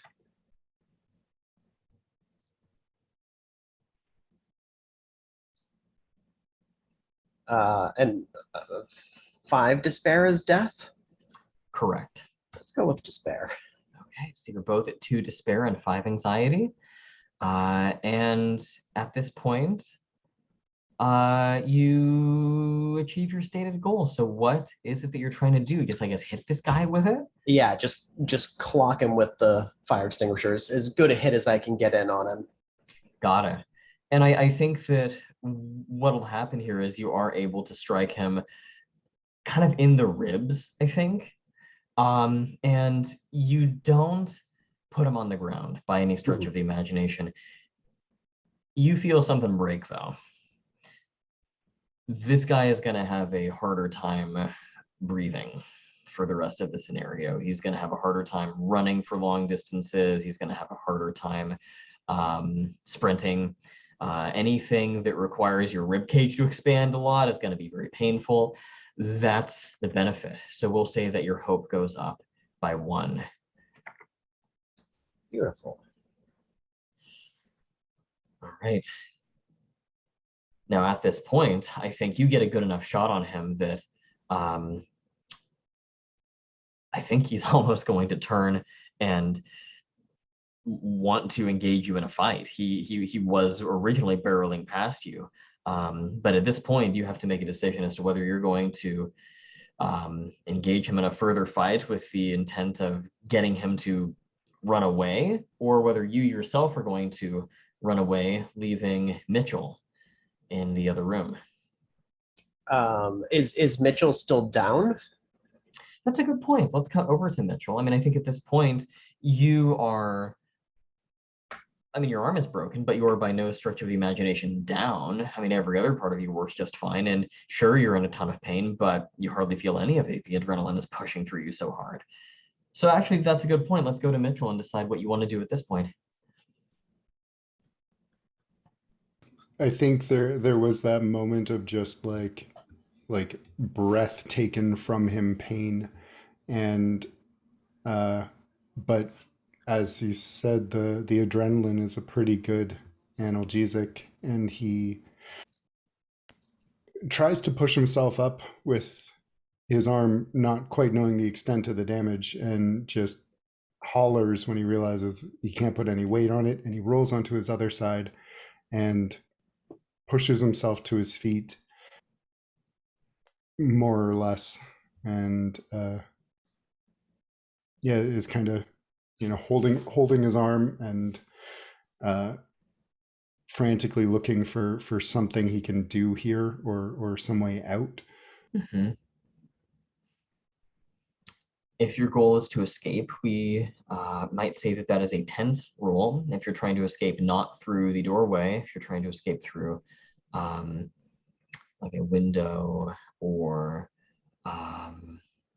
some other means, I'm not sure what that might be. Or is the idea that you want to just escape without conflict? I think at this point he's not prepared for more conflict. So Sure. yeah.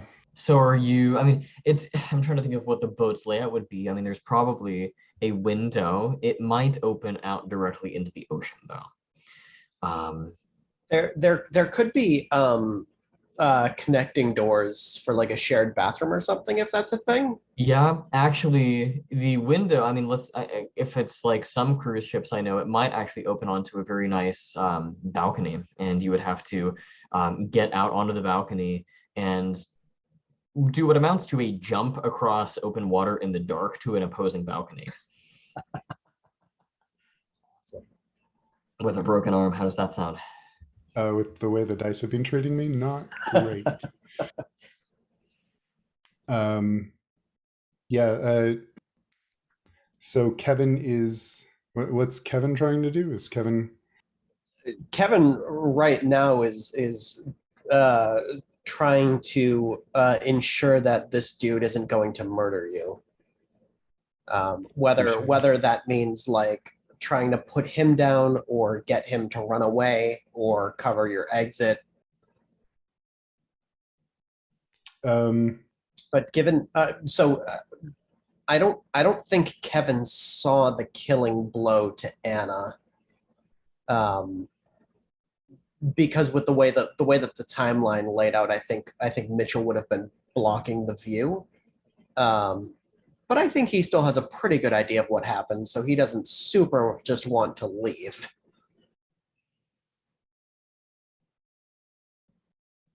Yeah, I think if the assailant is down, maybe he'll just try and grab Kevin and like, she's gone, let's go.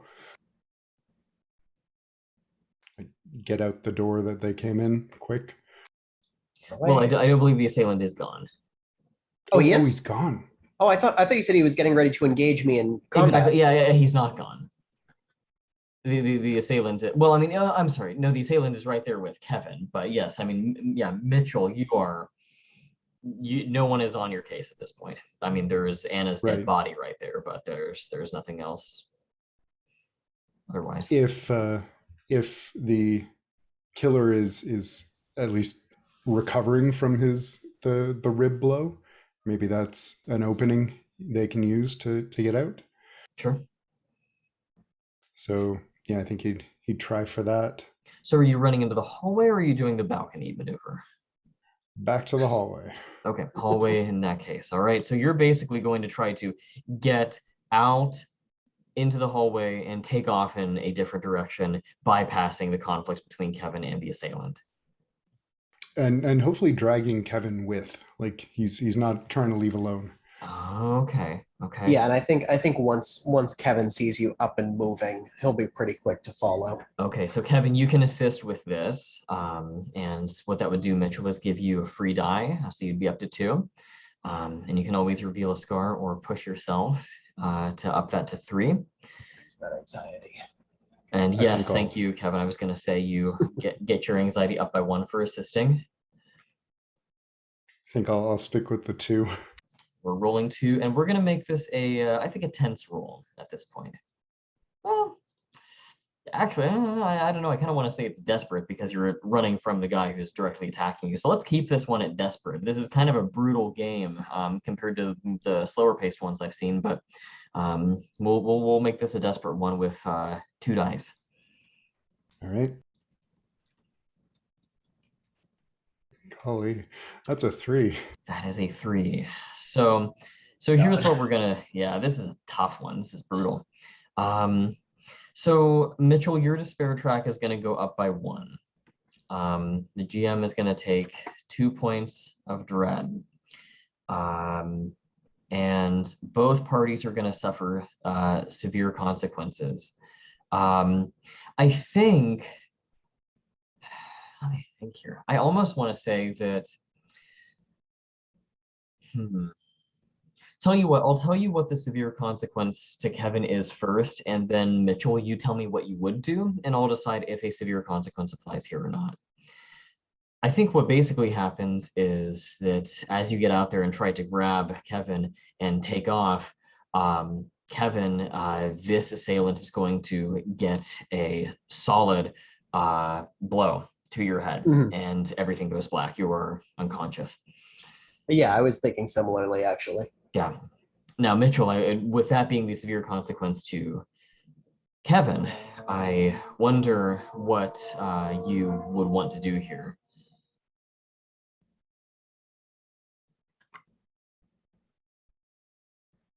What are the options available? I guess the question is: do you leave him, or do you try to do you leave Kevin, or do you try to fight with one good arm? Oh boy, he'll try to fight. He's not the giving up kind. Oh boy, I am this room. So at this point, I mean, this would be yet another desperate roll if you want to fight here. And you're sitting at 1 die.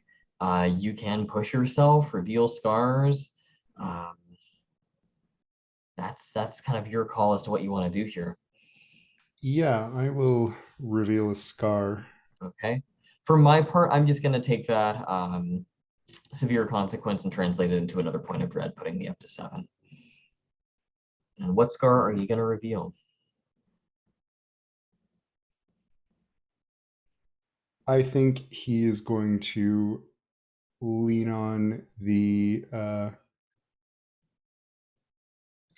memory of a particularly the school that they went to had a hazing problem, and for whatever reason during Mitchell's time things got really carried away and he took a lot of damage, and he's always had kind of like, I should have fought back, I should have done something, I'm not a small guy, and I just didn't. And so he's going to be drawing on that frustrated anger. Sounds good to me. Anxiety goes up by 2, but you have a second pool or a second die in your pool.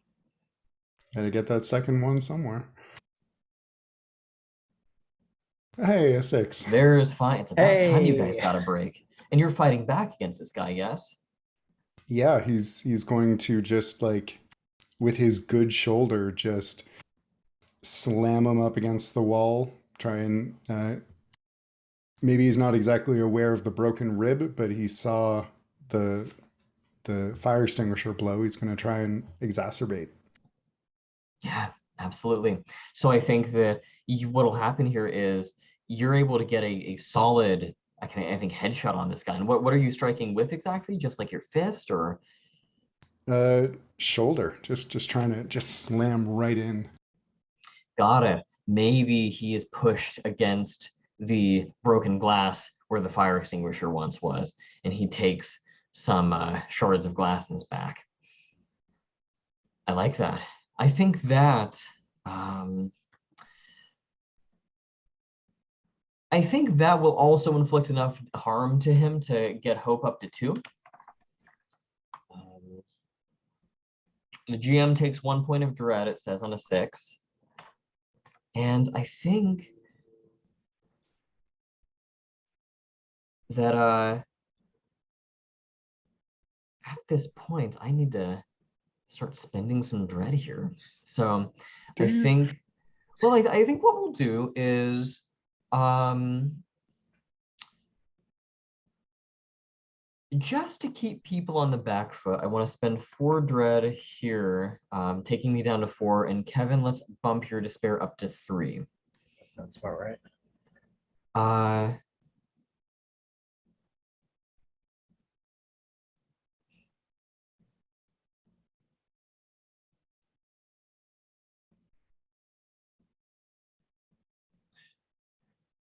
I also,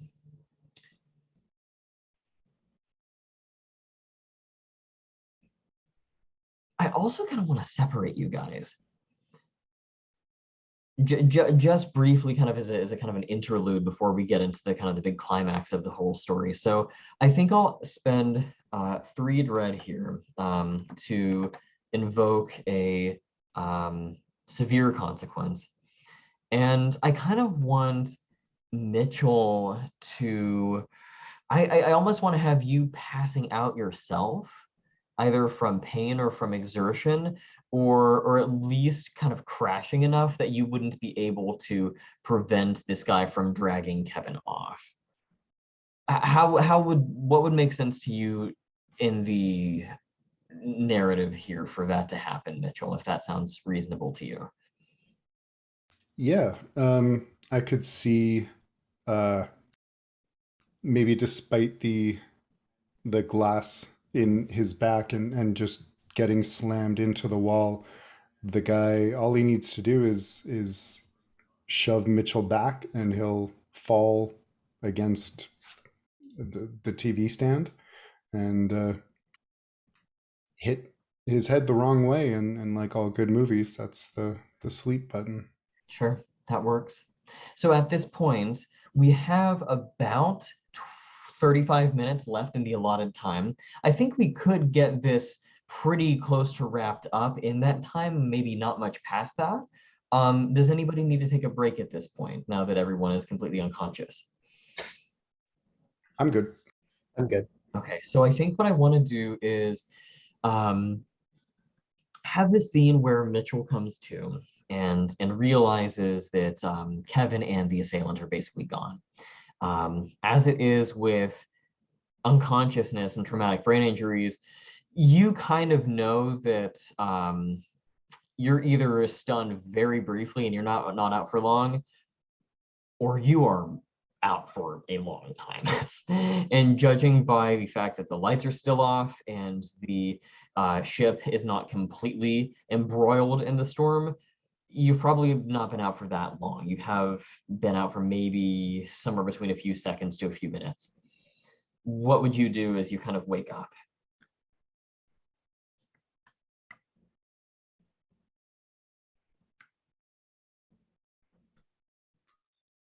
Kind of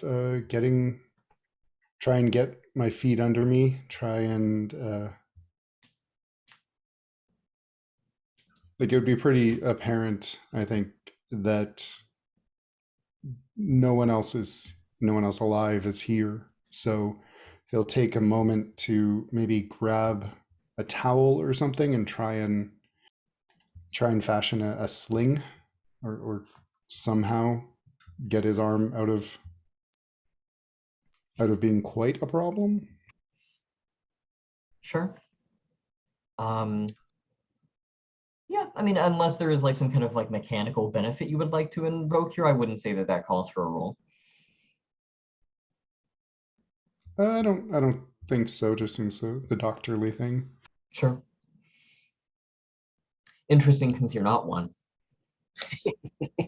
I went to school. It's yeah, I know Just it's kind gotta. of like no, I may not be I might not have the title, but I know a thing or two, that kind of thing. It's like riding a bike, setting an arm. Um, but after that's done, he'll kind of like stagger to the door and peek out, see if he can see any sign of anything. I kind of want to cut over to Kevin at this point because the outcome of the situation with Kevin might stimulate or generate some things that happen with Mitchell. So Kevin, I think that you sort of you were never completely unconscious. You have these very hazy memories of being dragged upstairs and down a hallway and kind of fading in and out of consciousness. Um, there's this oppressive heat throughout the corridor of the ship. Like the AC is off and it's an especially humid evening or something, but it just feels very hot. And you sort of kind of fade to as you find yourself essentially in this room. I mean, it's just another cabin, probably one floor up, you estimate, from where you were with the assailant. And you have very crudely had your hands tied behind your back with what is probably bed sheets or something to that effect. It's not something that is impossible to escape from. It's not like you have twist ties, or not twist ties, but zip ties, or something that is almost impossible to escape from. This is an improvised bit, but it's hard. You can already tell, and you're in a weakened state to begin with.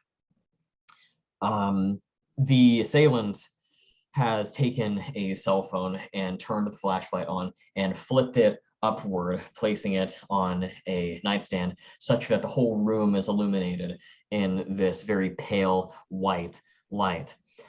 They are kind of groaning and muttering as they kind of pull the hood off the hoodie and begin to unzip it and get things off of them.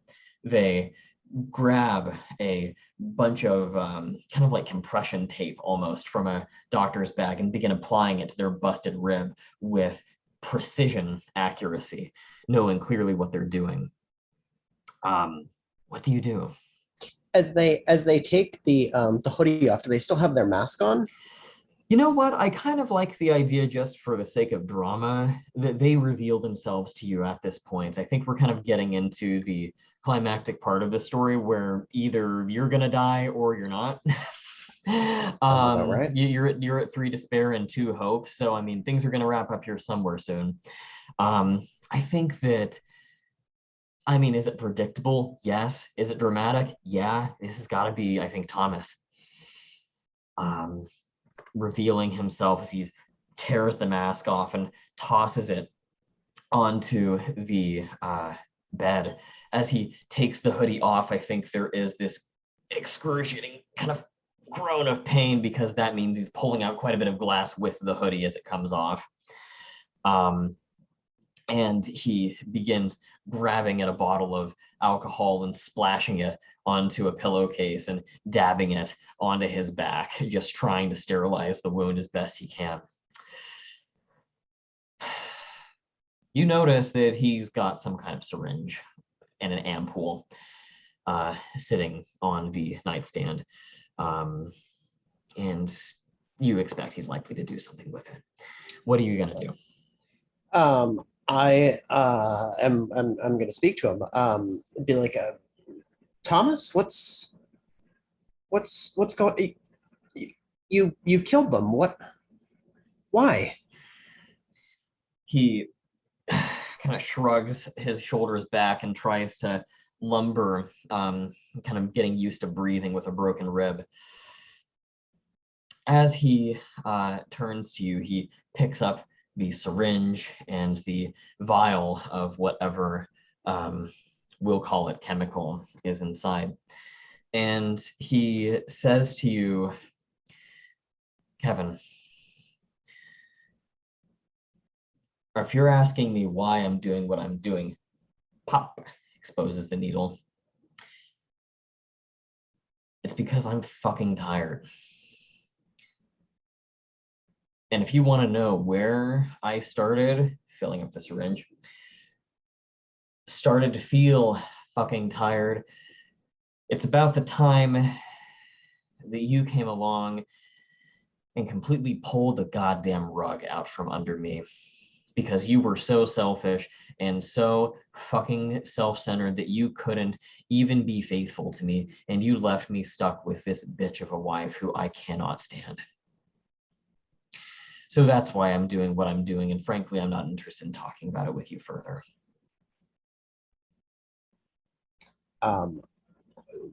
While this is going on, I'm gonna try and start undoing the bed sheets if possible.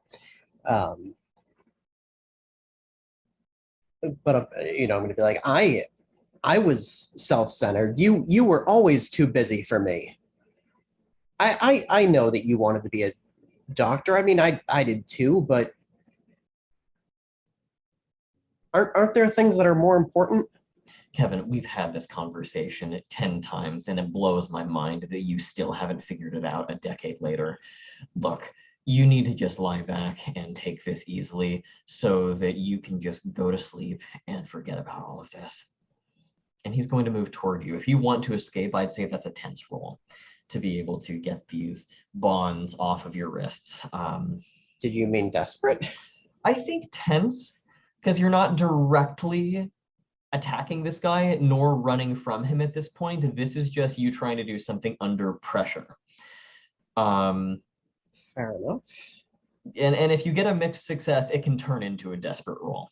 That makes sense. So that's one of the things that the game mechanically allows for. At this point, you're rolling with one die though. So yeah, what do you want to do with that? We're definitely going to have a scar here.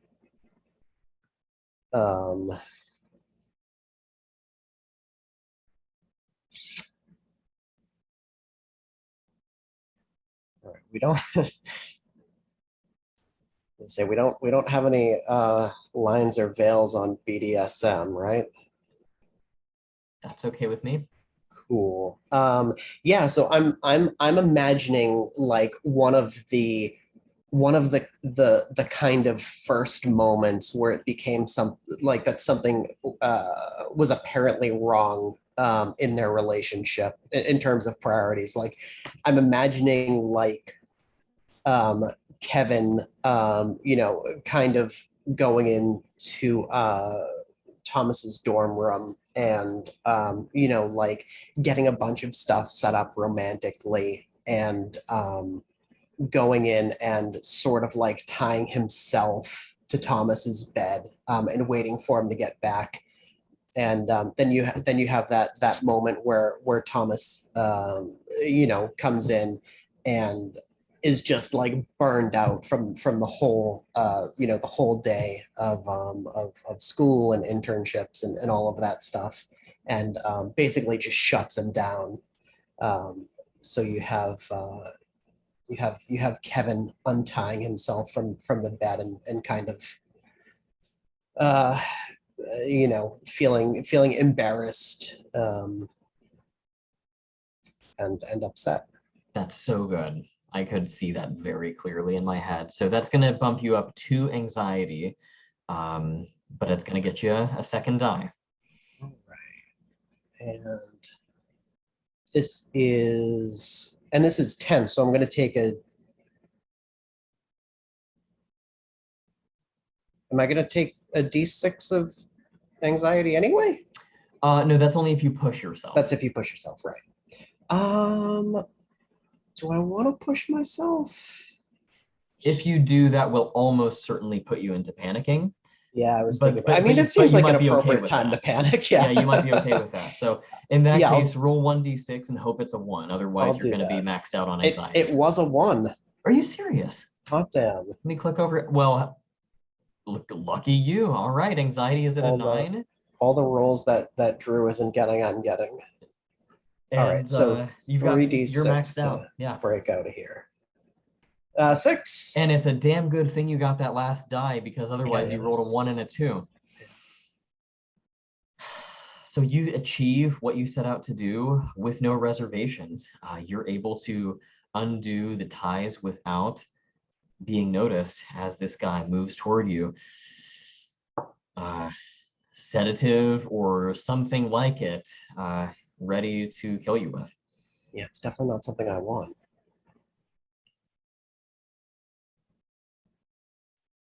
Am I still up, or are we gonna cut back over to Mitchell?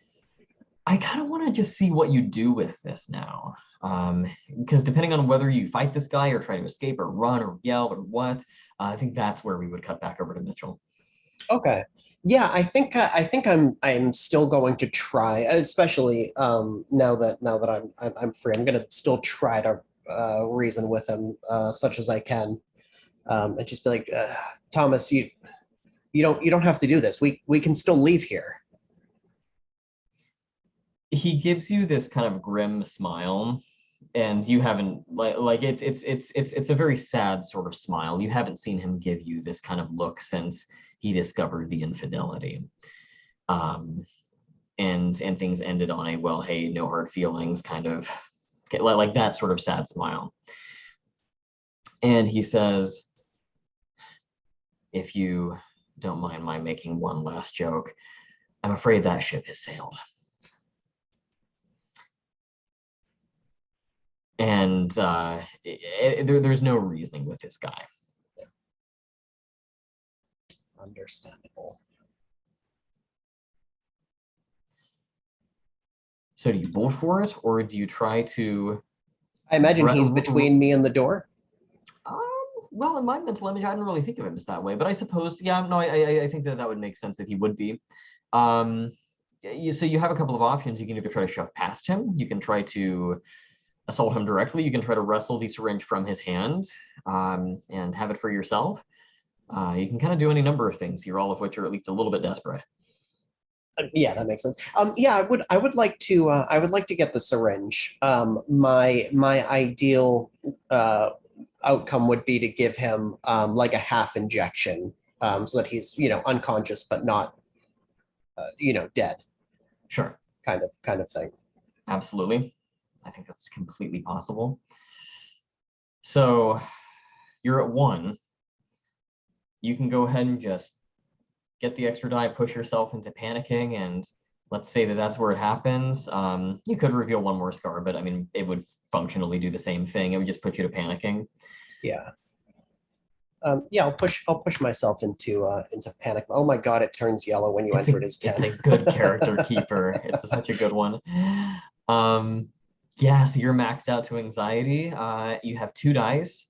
I don't know that there's anything else you could do here to get additional dice. You can't introduce, and I actually asked this rules question, but you once you're at 10 anxiety, you cannot introduce new elements. Yeah, you revealing can't a spend scar. anything that would erase your anxiety if it has nowhere to go, kind of thing. Right. You can still derive benefit from elements you've already introduced by revealing a scar. So if you had the fire extinguisher, you could still pull extra dice off of that even while you were at max anxiety. That makes sense. So you're at 10 at this point. Yeah. Panic is set in. So if this wasn't before, it is desperate now.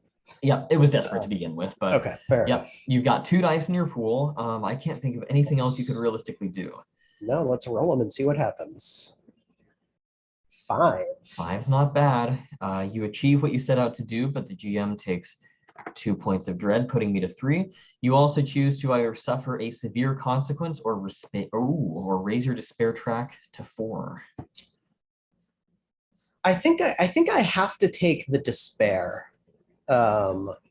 Oh, I guess actually it depends what the severe consequence is, because that might be interesting. But I was thinking of this despair as like, even though I get the syringe from him, like I'm really not happy that this is how things turned out.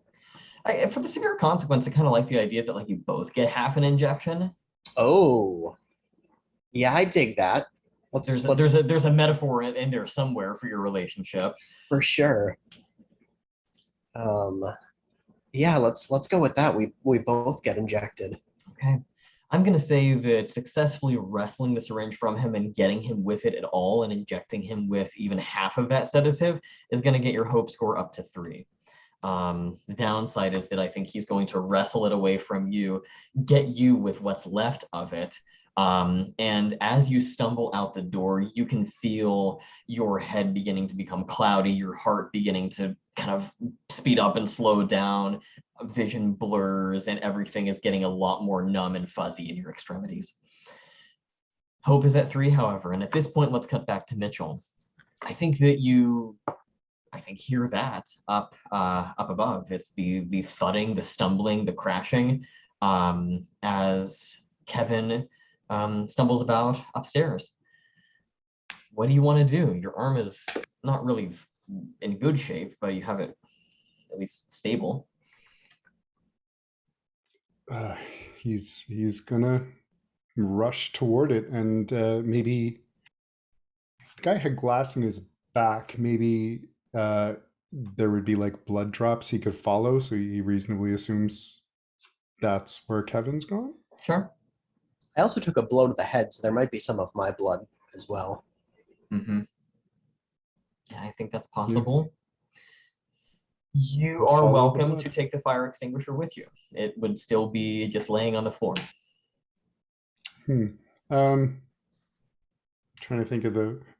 Can you one-handedly fire extinguisher someone? I guess you could swing it. Yeah, sure. He'll grab that fire extinguisher. I was going to say, if not that, maybe there's a large shard of the glass.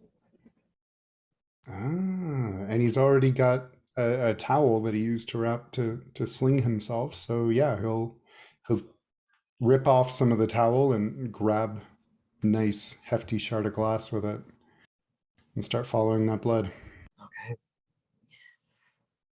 So going back to Kevin, you basically have 2 options. Once you leave the murderer's cabin, you can either turn and go left towards the stairwell, which is where Mitchell is probably coming up, or you can take a right and essentially move further down the hall into the deeper into the heart of the ship.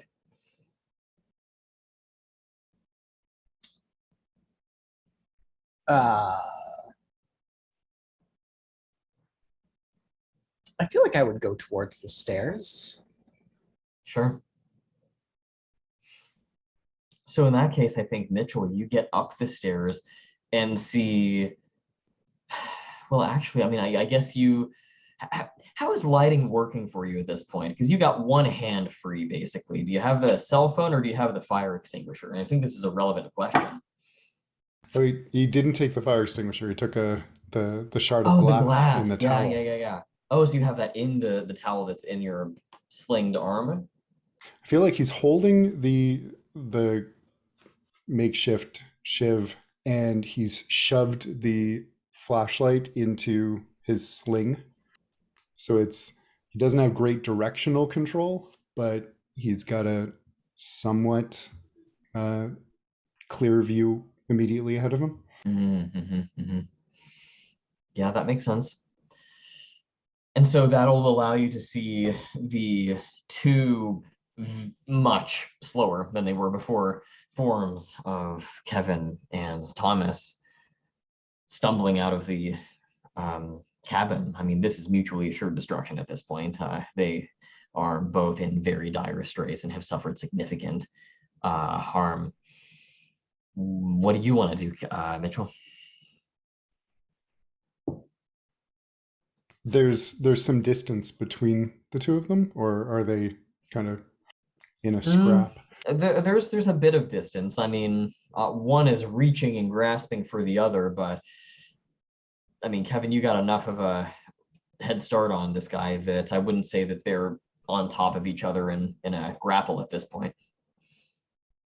He will move forward to try and grab Kevin and get him moving faster, hopefully. And if Thomas isn't presenting an immediate threat, he's going to just try and get out of there. Sure. So it's going to be you grab Kevin and just start hoofing it, kind of pushing him toward the stairwell, trying to get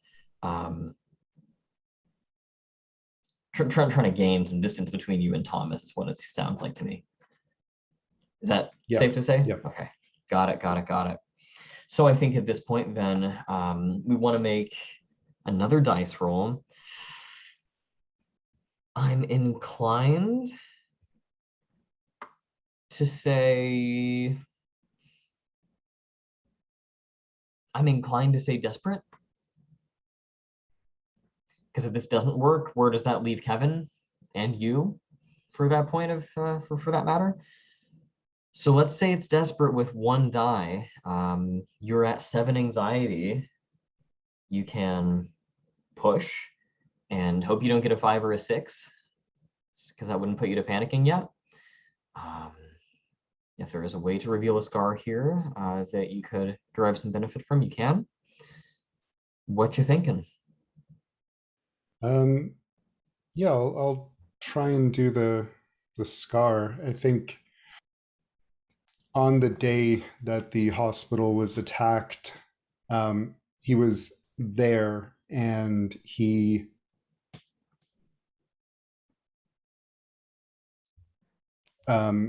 was in the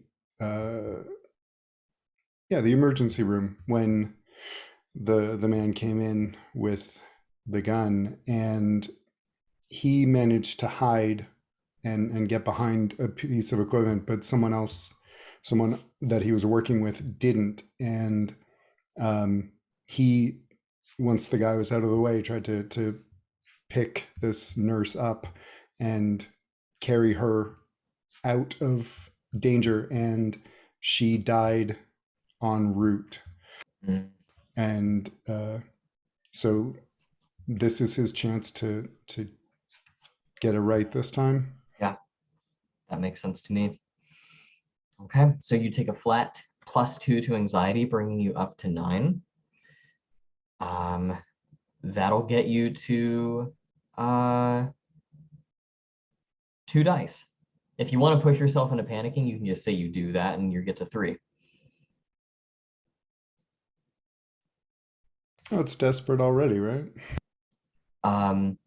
Yeah, all that does is it means you just can't push yourself more later.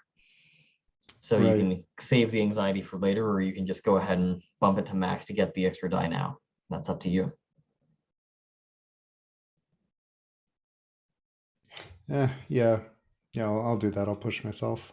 Okay, you're also at 10 anxiety, and you get 3 dice.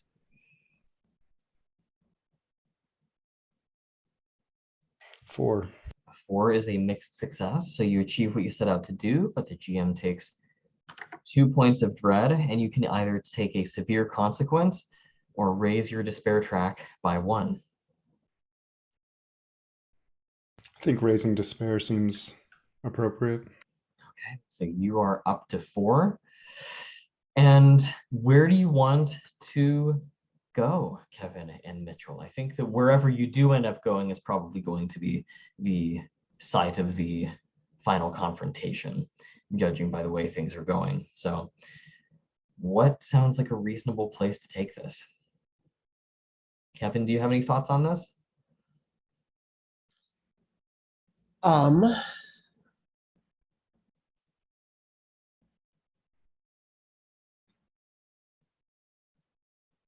The thought that I had was, if we are like, it makes sense for us to kind of like go try and find the radio, assuming that it hasn't been smashed. But I really just like the idea of us ending up outside where like it's raining and there's starting like the storm is really kicking in. Just because I think Mm-hmm. that would be really a cool climactic finale kind of setting. Sure, that sounds good to me. Mitchell, what do you think? Yeah, that does seem like a really appropriate way to or setting for this moment. Okay, so in that case, um, I think you guys are going to head down the stairs and basically stumble out into the stormy night. I mean, at this point, you really couldn't tell when you were indoors, but as you get closer and closer, you hear the sound of rain and it gets louder and louder and louder. You open the doors and it is pouring. There is a crack of lightning, a roar of thunder. It is impossible to hear. It is so loud between the waves crashing over the ship's sides, the rain pouring down on top of you. I mean, this is a very severe thunderstorm. You would not want to be caught in this in even any ship, but I mean, especially one as small as this. This is a very jarring place to be, and the ship is lurching back and forth, making it very difficult for everyone to keep their balance. The both of you are panicking abjectly as Thomas stumbles outside, maskless, hoodieless, basically shirtless, just like stumbling out with little more than a um, empty syringe. I don't think he even has the wrench that he was swinging around earlier. This is just him with his syringe in bare hands. So the good news is that you've made it away from him and have a bit of time to set up your next move. The negative is that you guys have kind of backed yourselves into a corner here. You are just sort of on the edge of the ship, and he's coming for you. So Kevin, what do you think you want to do at this point? You're increasingly woozy and are almost having to slap yourself a little bit just to stay awake, but you know that he's doing the exact same thing. So what do you think? Gonna kind of turn to Mitchell, all kind of woozy and be like, you have a better shot of getting out of here. Go. I'll slow Thomas down.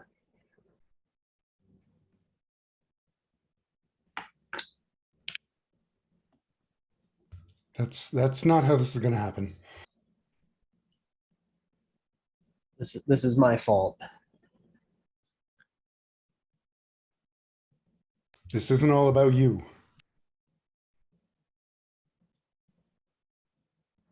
It's not the Dr. Lynch show. Not anymore.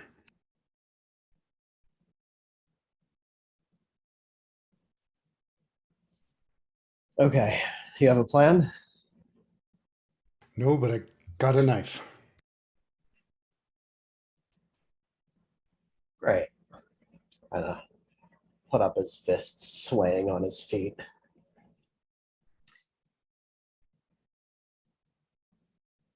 And Mitchell will let the phone fall from his sling and grab the knife and look at Thomas and say, "Just it's over, man. Just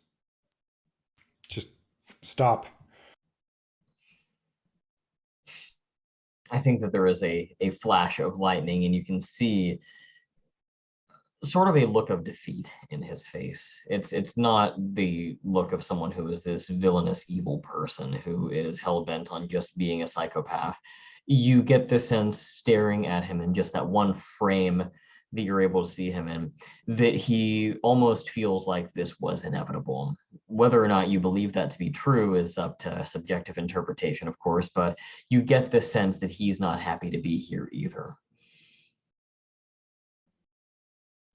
And yet he is, and so are you. And I think if there's any kind of opening here, Mitchell's going to just like, "How do you think this is going to end, Thomas? You're not going to walk away." Can't say I really ever plan to.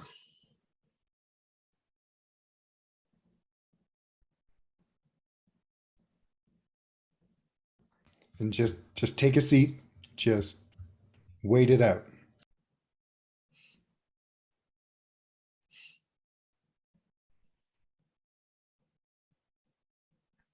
I mean, I don't think he's going to do that.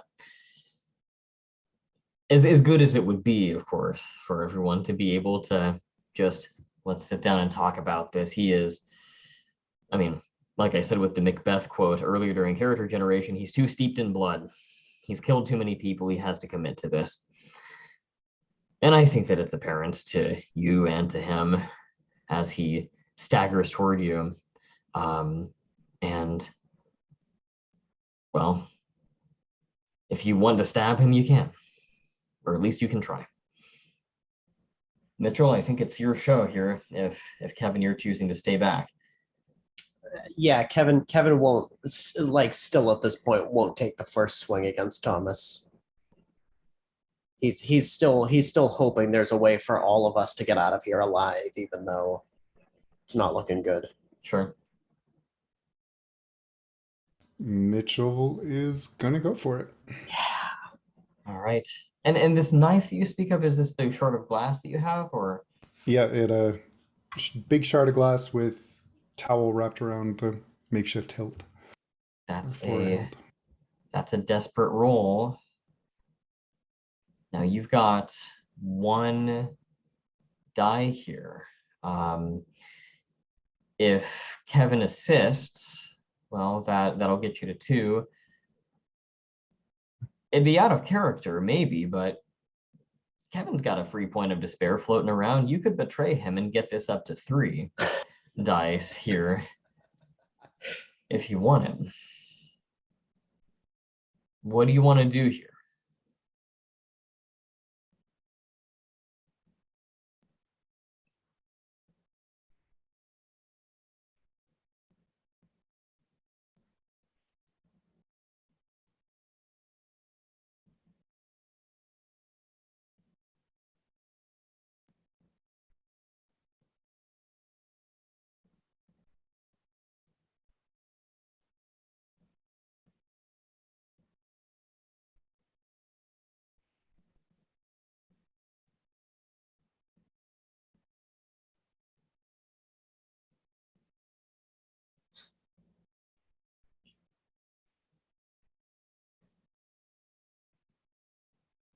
As I say, Drew's really thinking about the betrayal.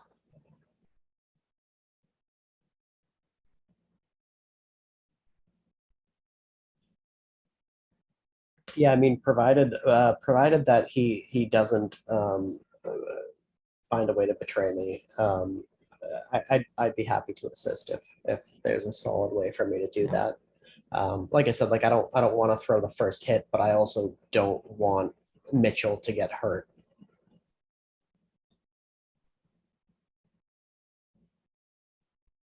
There's a perfectly throwable phone with a pre-cracked screen on the ground.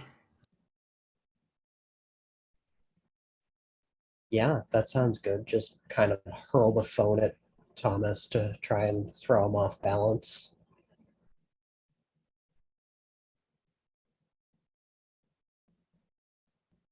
That works. If that's the way you want to handle it, then you've got 2 dice in the pool. And that's as far as I can take it. Yeah. Short of betrayal. Right. Okay, 2d6. 3. Okay. That's tracks, really. It does. So that unfortunately puts Mitchell to 5 despair. Would you like to narrate here? Ooh, I mean, this is tough for everybody, because the unfortunate thing is if the rolling player increases their despair after the roll, so too does the helping player. So Kevin, you actually increase your despair by 1 as well. That makes sense. putting you to 4. So,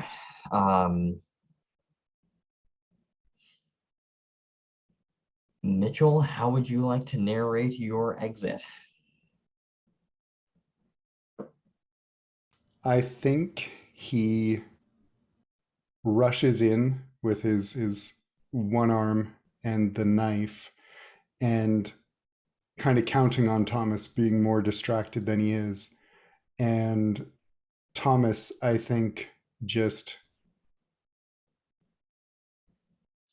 kind of maybe more out of luck than actual precision, he manages to avoid the first stab, and he gets Mitchell in the chest with the syringe. And then he adjusts his hand, and you see that the plunger is drawn back, but there's nothing in the syringe. And he just plunges it forward. And Mitchell kind of lets out a croak and staggers back and drops. Kevin, you're seeing this. I mean, you threw this phone, and it, I imagine, flies directly past this guy, and Yeah, I imagine. I mean, with being woozy, it's just not even close. It breaks and the light goes out completely. It occurs to you that the captain's dead body is behind you, if that is of any use to you. But otherwise, it's you and Thomas. And we probably have about 2 more dice rolls at best in this game. Yeah, I mean, there's a decent chance he's gonna kill me right here. Although I guess he doesn't have the syringe anymore either. He has his bare hands to strangle you to death with. Right. That's about it. I'm gonna go for the knife. Sure. And that's the knife that's off of Mitchell's Mitchell's body. The shard of glass. Okay. Normally, I would say that that's a tense roll to get the knife, but because you're panicking, everything is treated as desperate. So we'll go ahead and roll this as a desperate roll. If you succeed, we'll get you up to 4 hope, and then it'll just be up to the dice to see if you can successfully finish this off. As it is, you have 1 die in your pool, and I don't think you have the ability to. That's all I've got. I think we're just hoping for a 4+. This is it. If I pull this roll off, I might stand a chance. If I don't, that's the way it goes. Here we go. 3. It's been a rough game. So in that case, that'll put your despair to 5 as well. And I'll let you go ahead and narrate your exit as well. Yeah, I think as I'm kind of reaching down to grab the knife, Thomas kind of comes up and kicks me in the side and knocks me over, and then climbs on and just starts strangling me.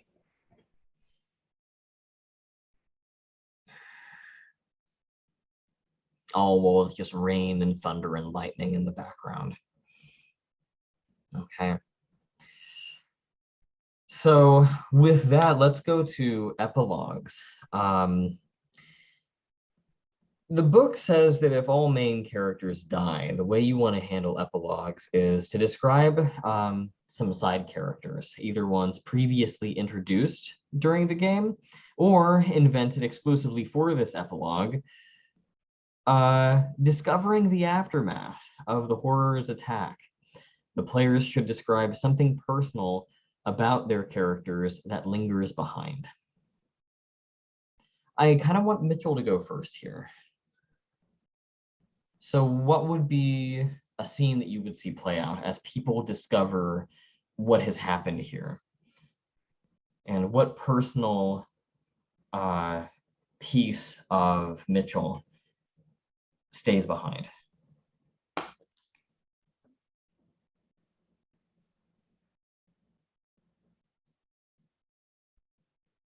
I think we see a door open in one of the darkened hallways, and Elizabeth peeks her head out and goes, "Hello." And we see her wander the halls and finally make her way uh, to the deck. Maybe it's been a couple hours. She had a real good sleep, and there are other people there. Amir, what are other Anna? Oh no, Anna's dead. I think Elizabeth The might be the only named character other than Thomas that's still alive.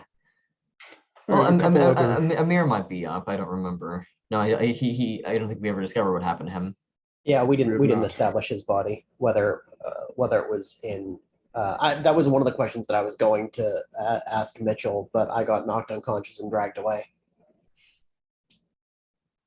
Okay, maybe not Amir, because I feel like if Anna got it, he probably got it first. But uh, yeah, Elizabeth finds another couple of people on the deck surrounding this uh, site of just terrible gore, and um, she crouches down next to a figure, and it's Thomas, and she says, "What happened to you?" And he just kind of points at Mitchell's body, and someone else says, "I knew there was something wrong with that burnout."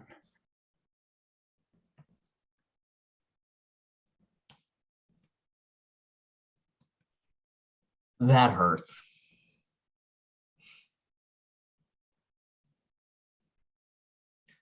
All right. I can't think of anything more depressing to follow that up with, Kevin, but you're welcome to try. Yeah, I don't think I have anything more depressing than that. I was thinking of some months later, and the whole incident has been blamed on this kind of they describe him as like this tweaker burnout um, kind of person. Um, and we see Thomas reading the paper. He's got this little bit of a deranged smile, and see him see him get up and go into his closet and pulls down this box and opens it up. And inside there's just like a dozen of those masks, and he takes one out.